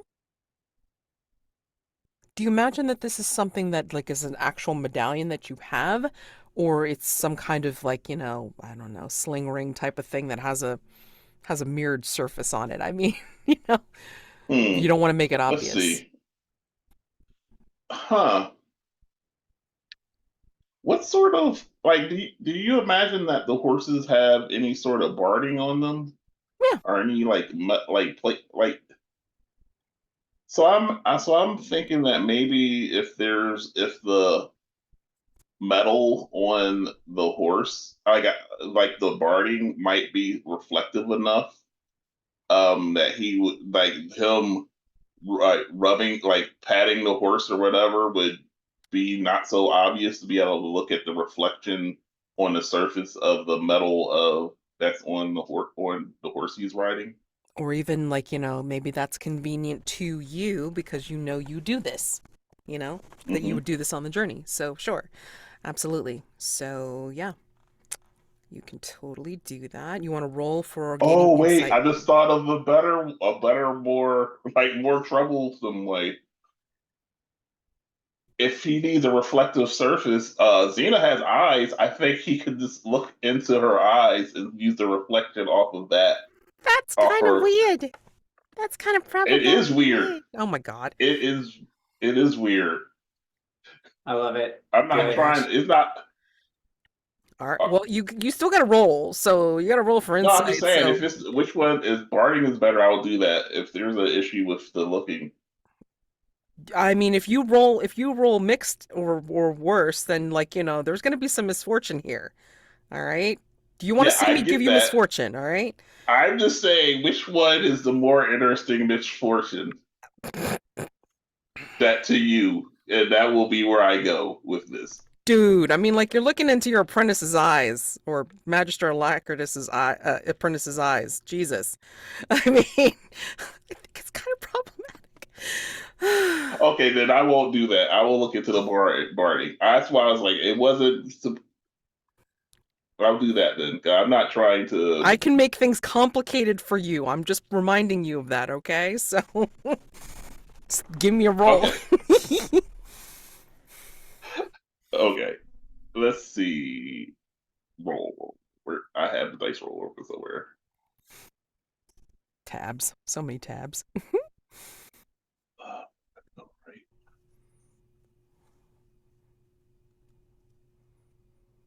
Oh, I have to enter a name again.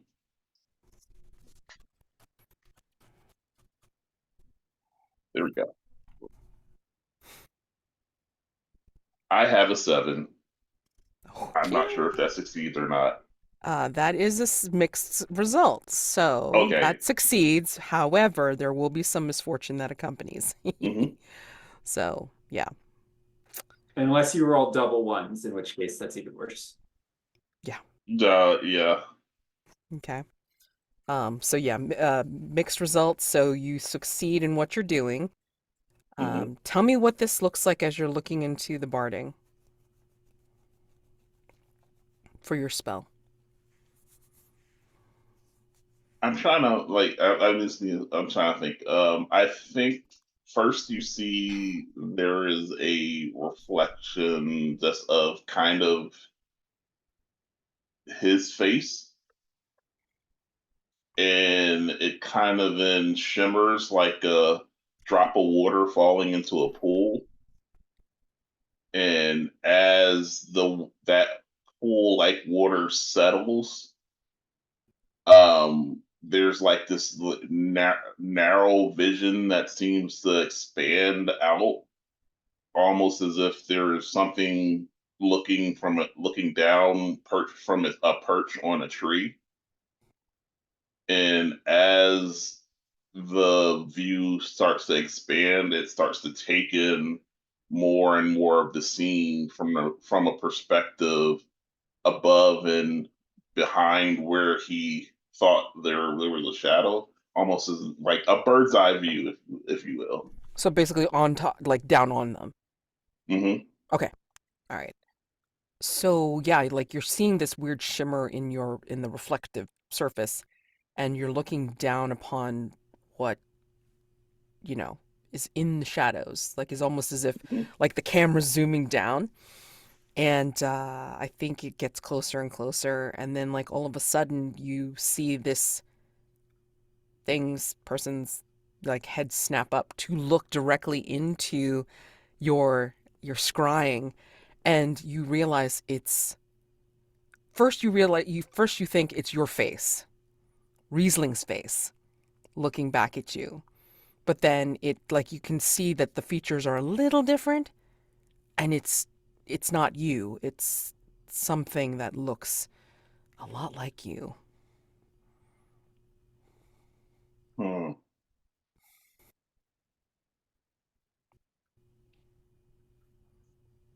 So, would I know if could I tell if they look like they're following to spy on us, or if they're following like they're not carrying any like weapons or look like they're mean any harm?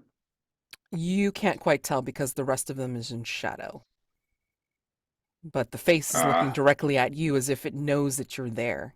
And actually this creature is waving.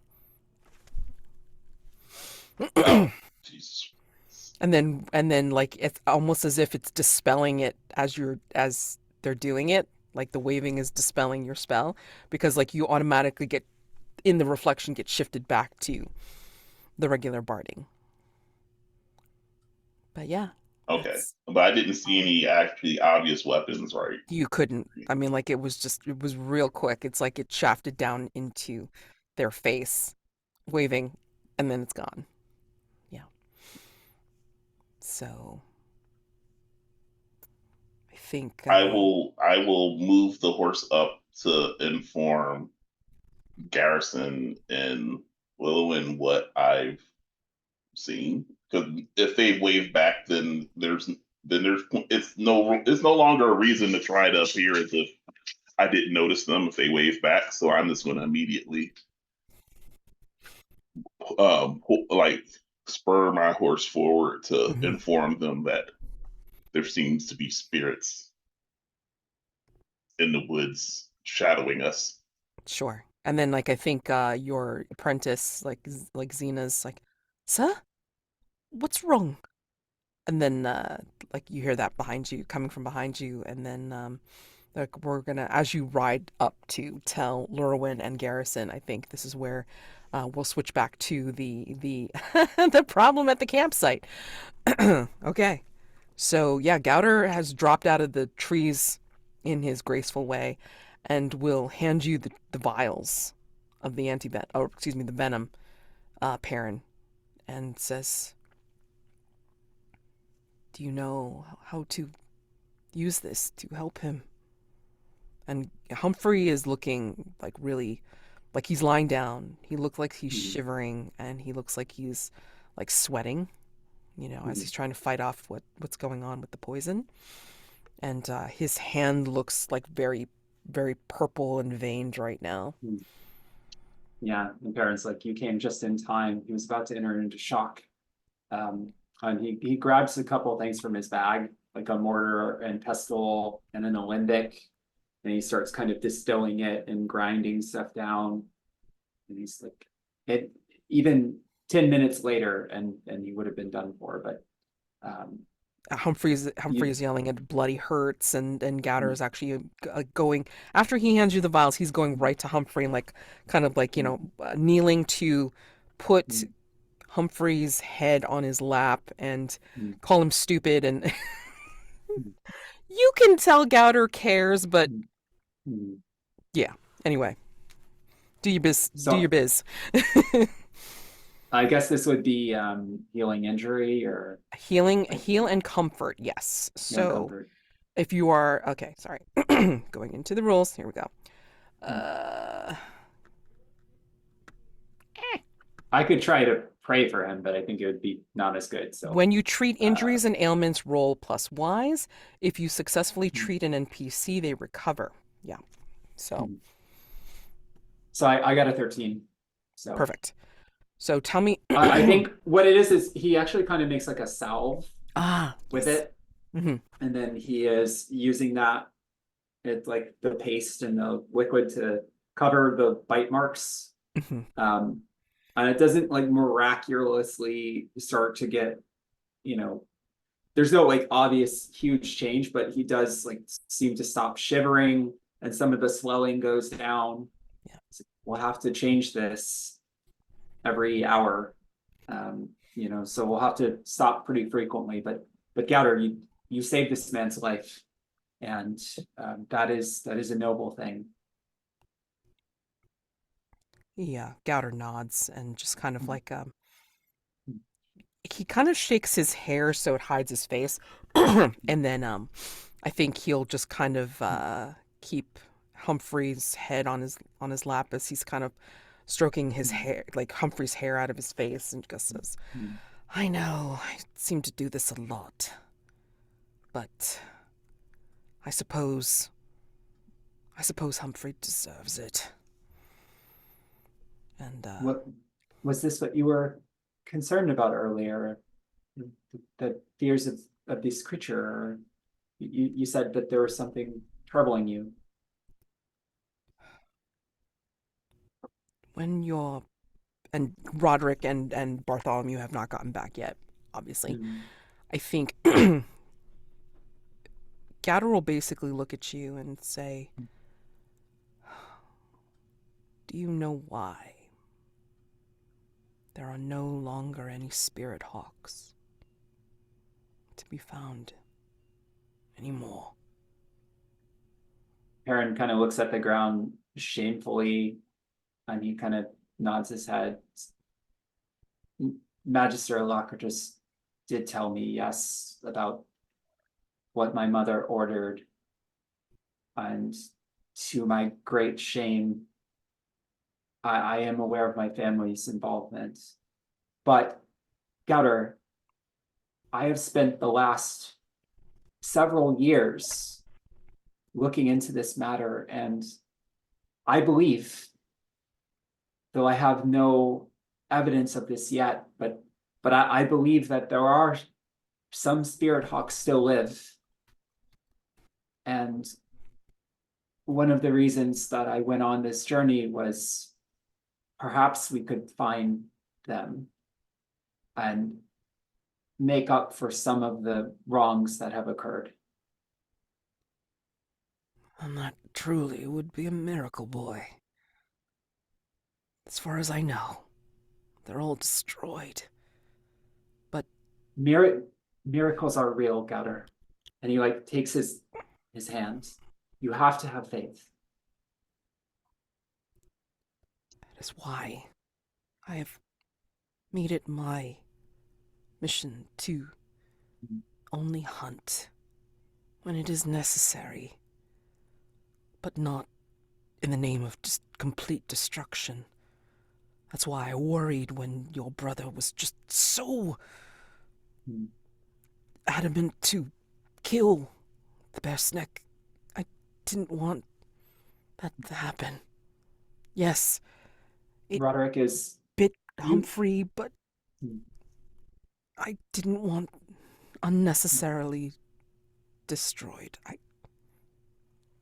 Sorry.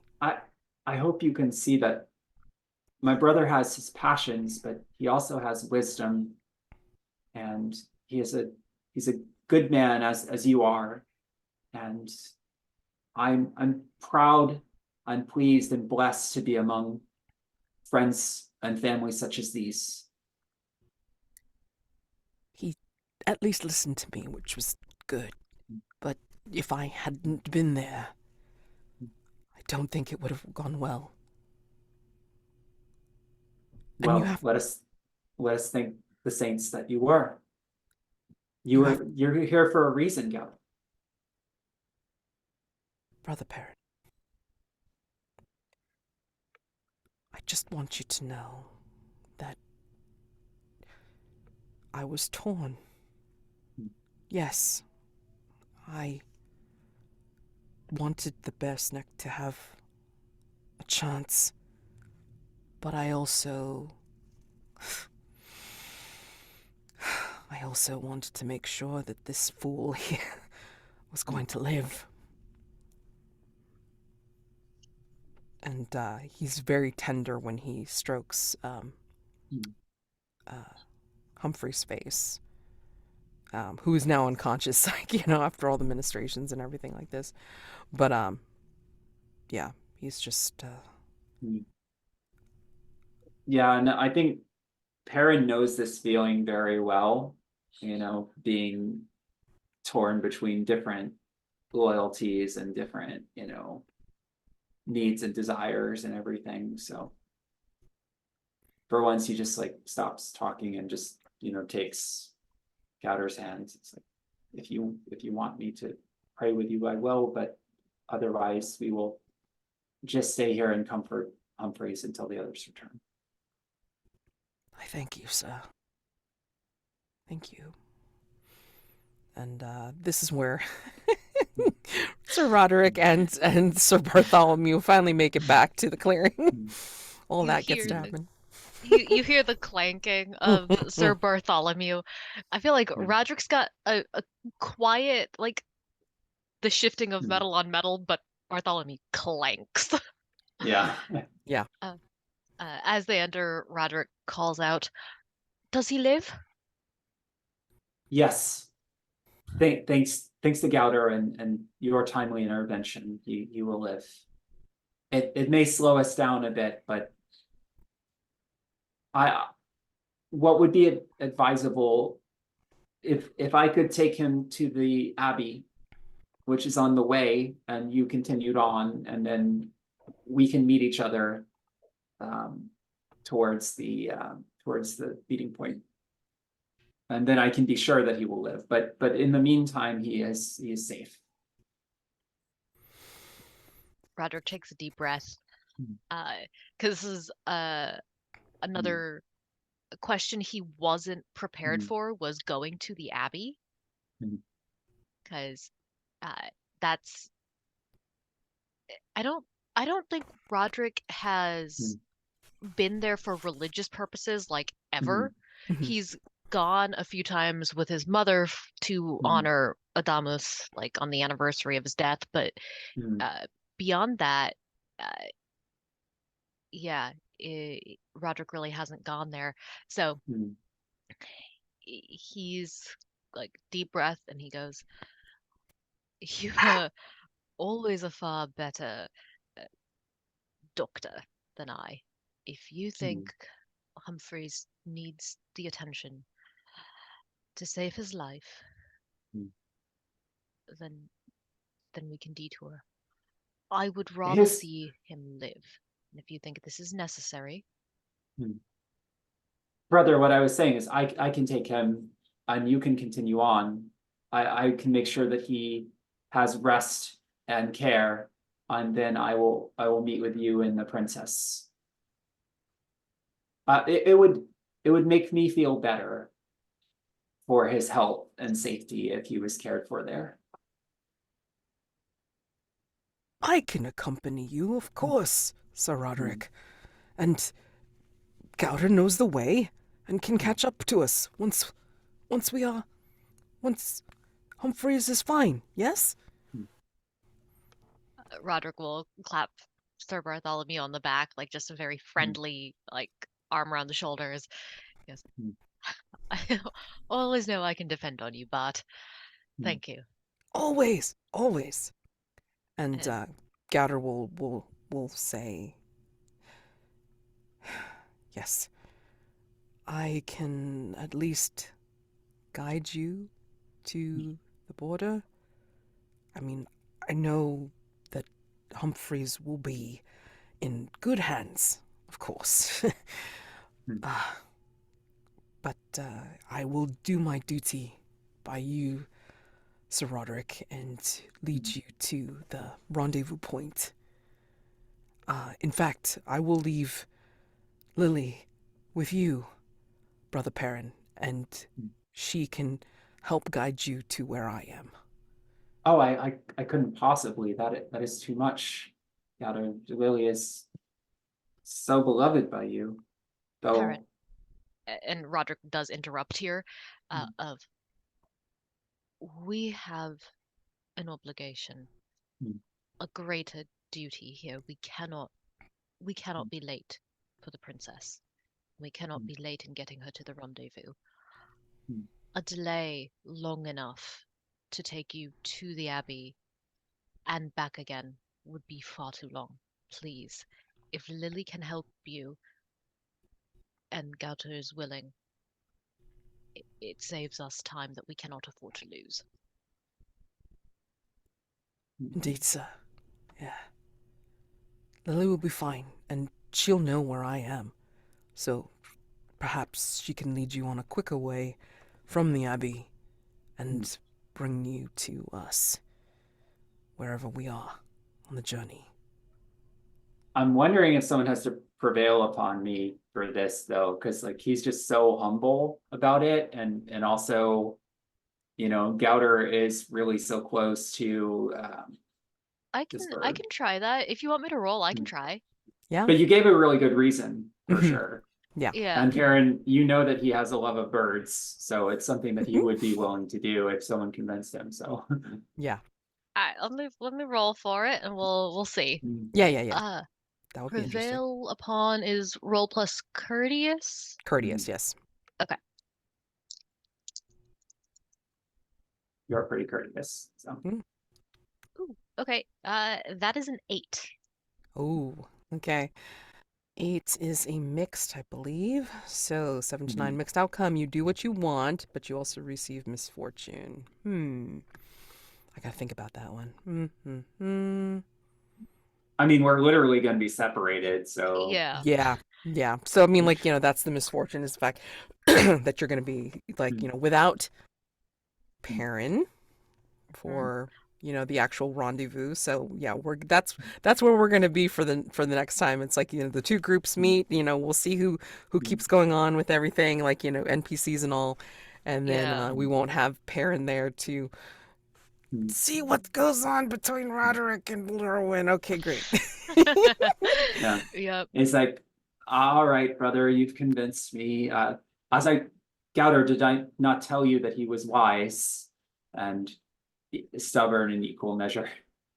And I will take good care of Lily and return her to you in health and hardiness. Greatly appreciated, Brother Perin. Thank you. It's like, hear that, knucklehead? And of course, Humphrey is completely unconscious to like not listen to him. But I mean, like, I think, Gouter's gotten back his like bluff manner because now Roderick and Bart are back, so he's not going to show what he showed to Perin earlier. Roderick tells Perin, "You are charged with the care of Humphrey until he can be released into the care of the monastery. Guard him well, and we will see you at the rendezvous, if not sooner. Make haste."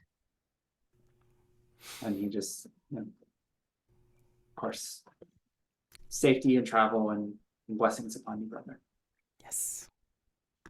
So everyone, like, does their blah da da da, like, the goodbyes, and it's like, we're going to, like, have you guys travel to the monastery, and off camera, of course, it's like all that good stuff gets done. Anyway, so we're gonna like hit the end of session, so let's go through this stuff. Give me a second.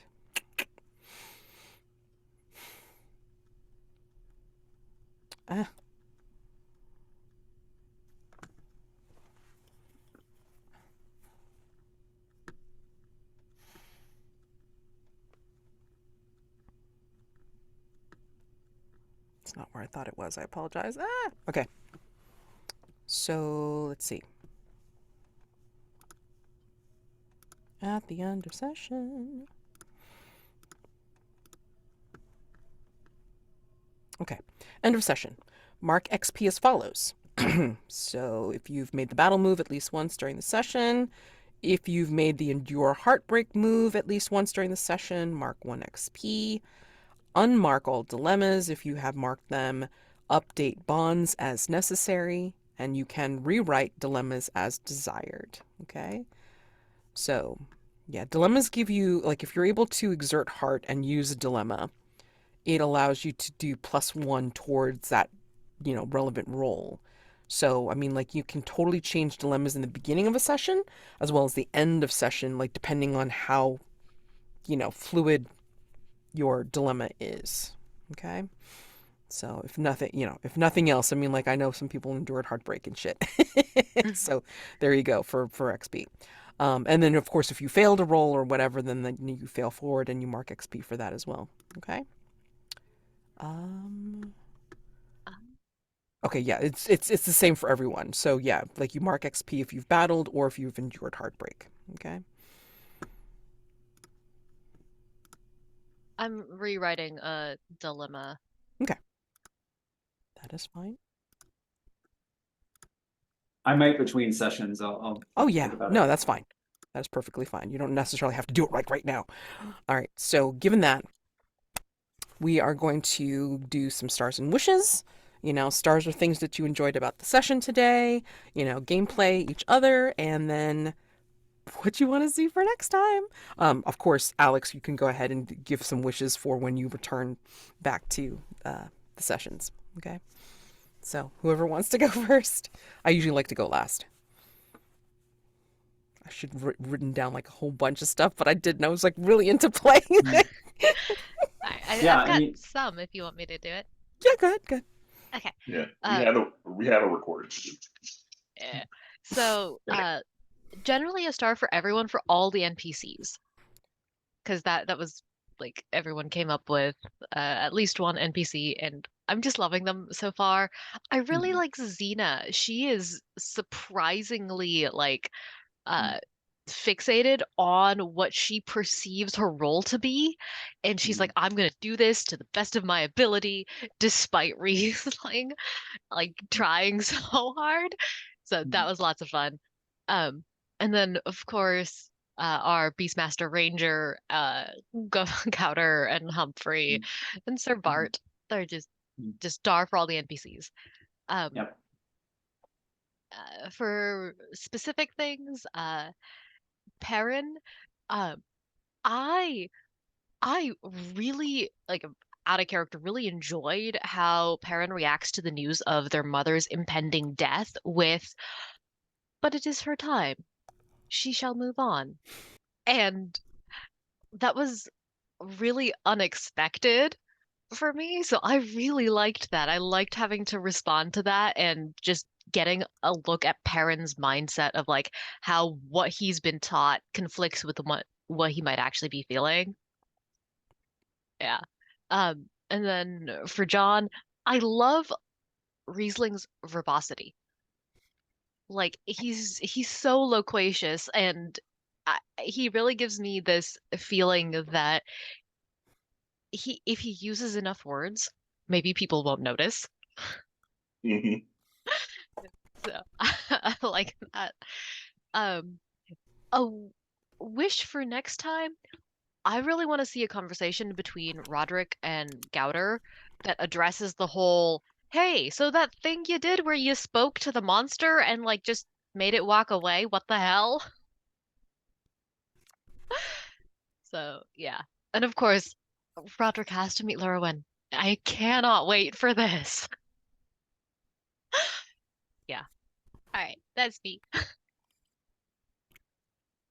Yeah, I really enjoyed this session. You know, I like Noctua said, I really liked all the NPCs, especially Gowder. I was kind of obsessed with Gowder. I really love this, all the stuff about the bear snake, you know, the fact that we got to throw in the supernatural animal, and we were having those moral scenes about, you know, should we kill it? You know, should we be more in tune with nature and everything? You know, and the resolution was really cool. So that was really, it was nice that we had that little mini adventure on the way, and learned so much. I loved that we got to see Magic Riesling finally, you know, and some really creative ideas about the spell and everything. That was super cool. And there's more stuff with all of the other magisters and everything in the background that could become really interesting later. So, yep. Oh, wishes. Yeah, once I'm definitely gonna watch the VOD when it comes up. So just let me know. So I can, but I don't want Perrin to be aware of everything. So, you know, if some madness happens the next episode or so, you know, when he comes back, he's like, what? Why? What's been going on? Yeah. Okay, I guess that's me then. I think my stars are with um, Roderick and Perrin's conversation about their mom. I love that. That was great because it's like I feel as though it was a point where Roderick was probably being more emotionally vulnerable than they usually are, and then when it's not reciprocated at all by Perrin at first, their reaction to it, oh, I love that. I love that. Like, despite Perrin's very devout feelings, he's still all about these like all these creatures from the woods and beasts from wilds. It's like they're all about it. It's like I'm super devout religious, but I want to see a spirit hawk. And it's like I was imagining like Perrin is like got this very serious demeanor, and if this were anime, there would be like a second Perrin that's like squeeing when he sees the bear snake. Yeah, totally. uh, and so yeah, I actually enjoyed the game. I like kind of this being Xena up on the spot, and now I kind of love that character, and Also, love that there's somebody in the party who just like that was like, I don't care about your pompous bullshit. I'm not putting up with it from Garrison. And so, especially since recently is like, well, if I act pompous and higher than thou enough, it'll just intimidate everyone, and I'll be able to get by. I'll just throw words at them until they get tired. And he's just like, I'm not putting up with your shit. So I enjoyed that. I think my wishes are I think Riesling meeting with Perin as Alacritus is one of the things I'm really wishing for. Um, I'm also looking forward to Roderick and Llewyn talking to each other.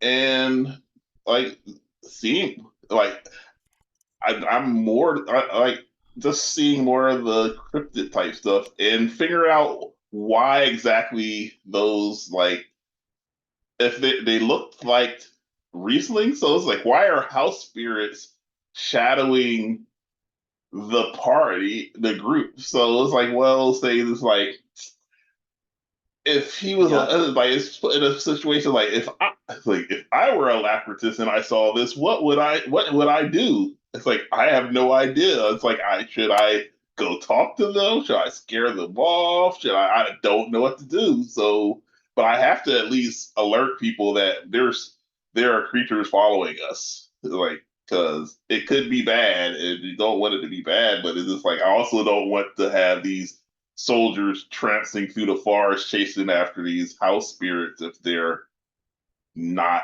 doing anything that threatens us. So it's like it's a weird situation to be left on.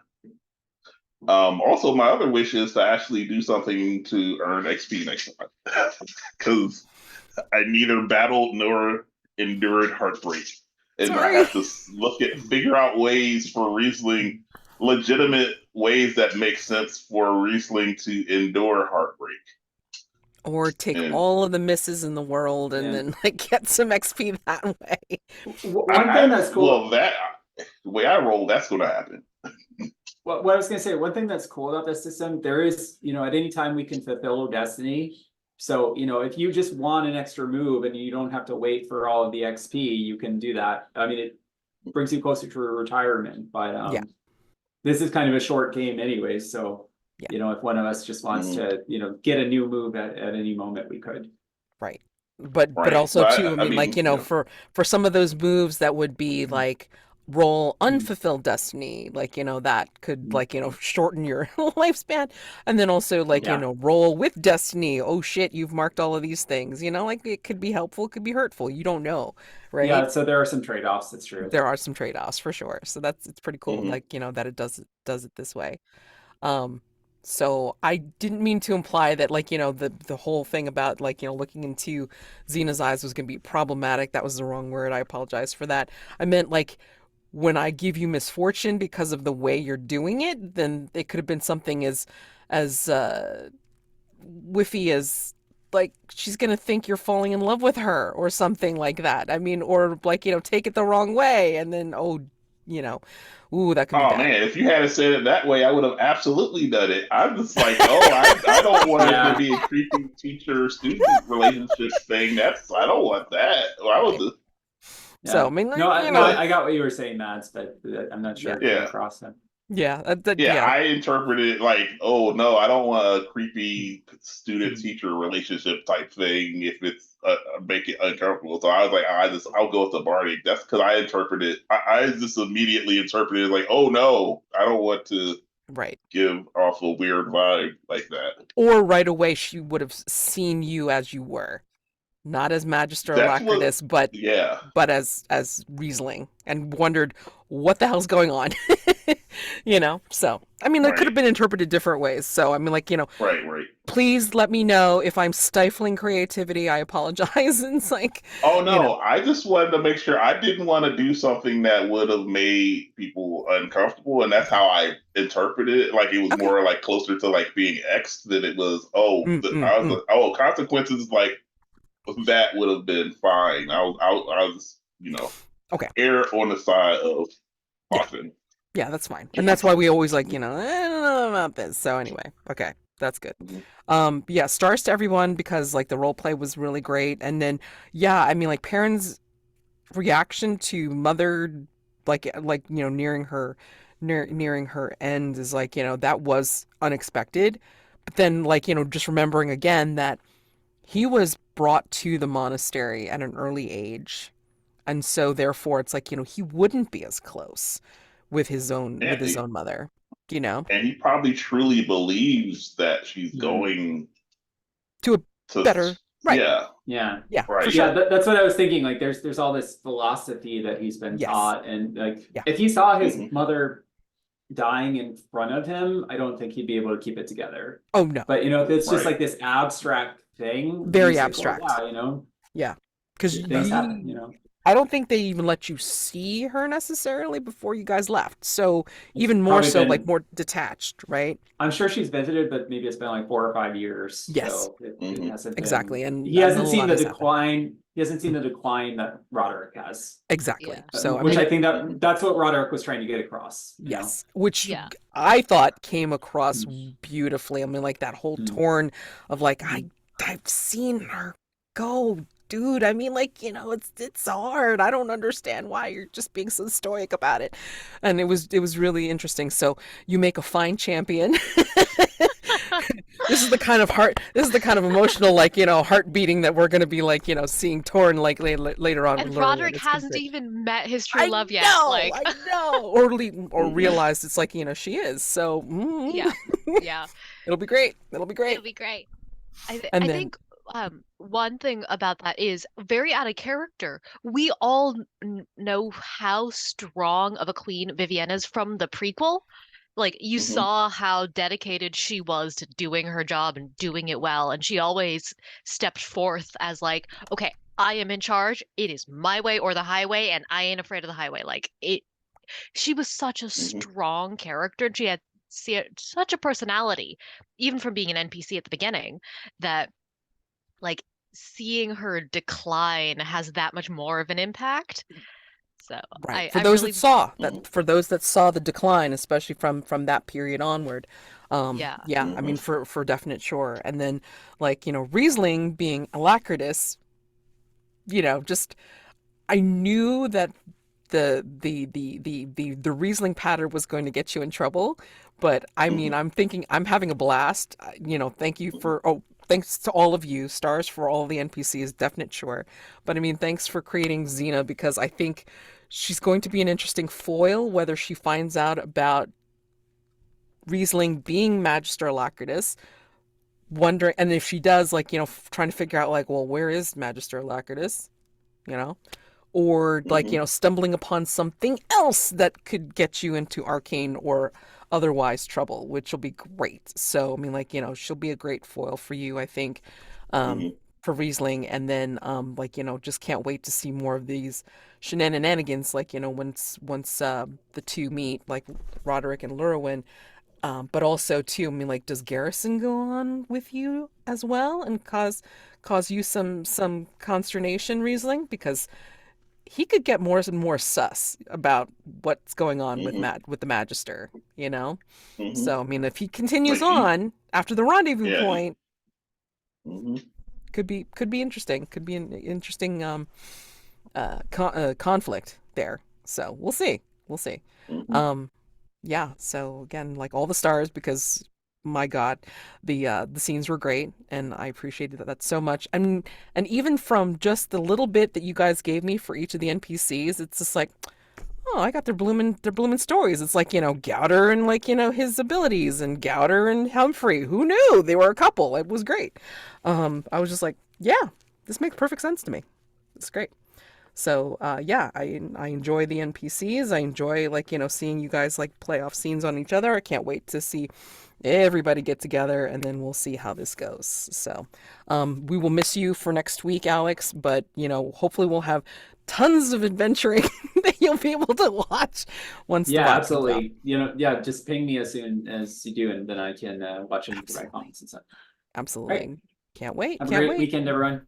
All right. Have a great rest of the weekend. Thank Thank you. Bye.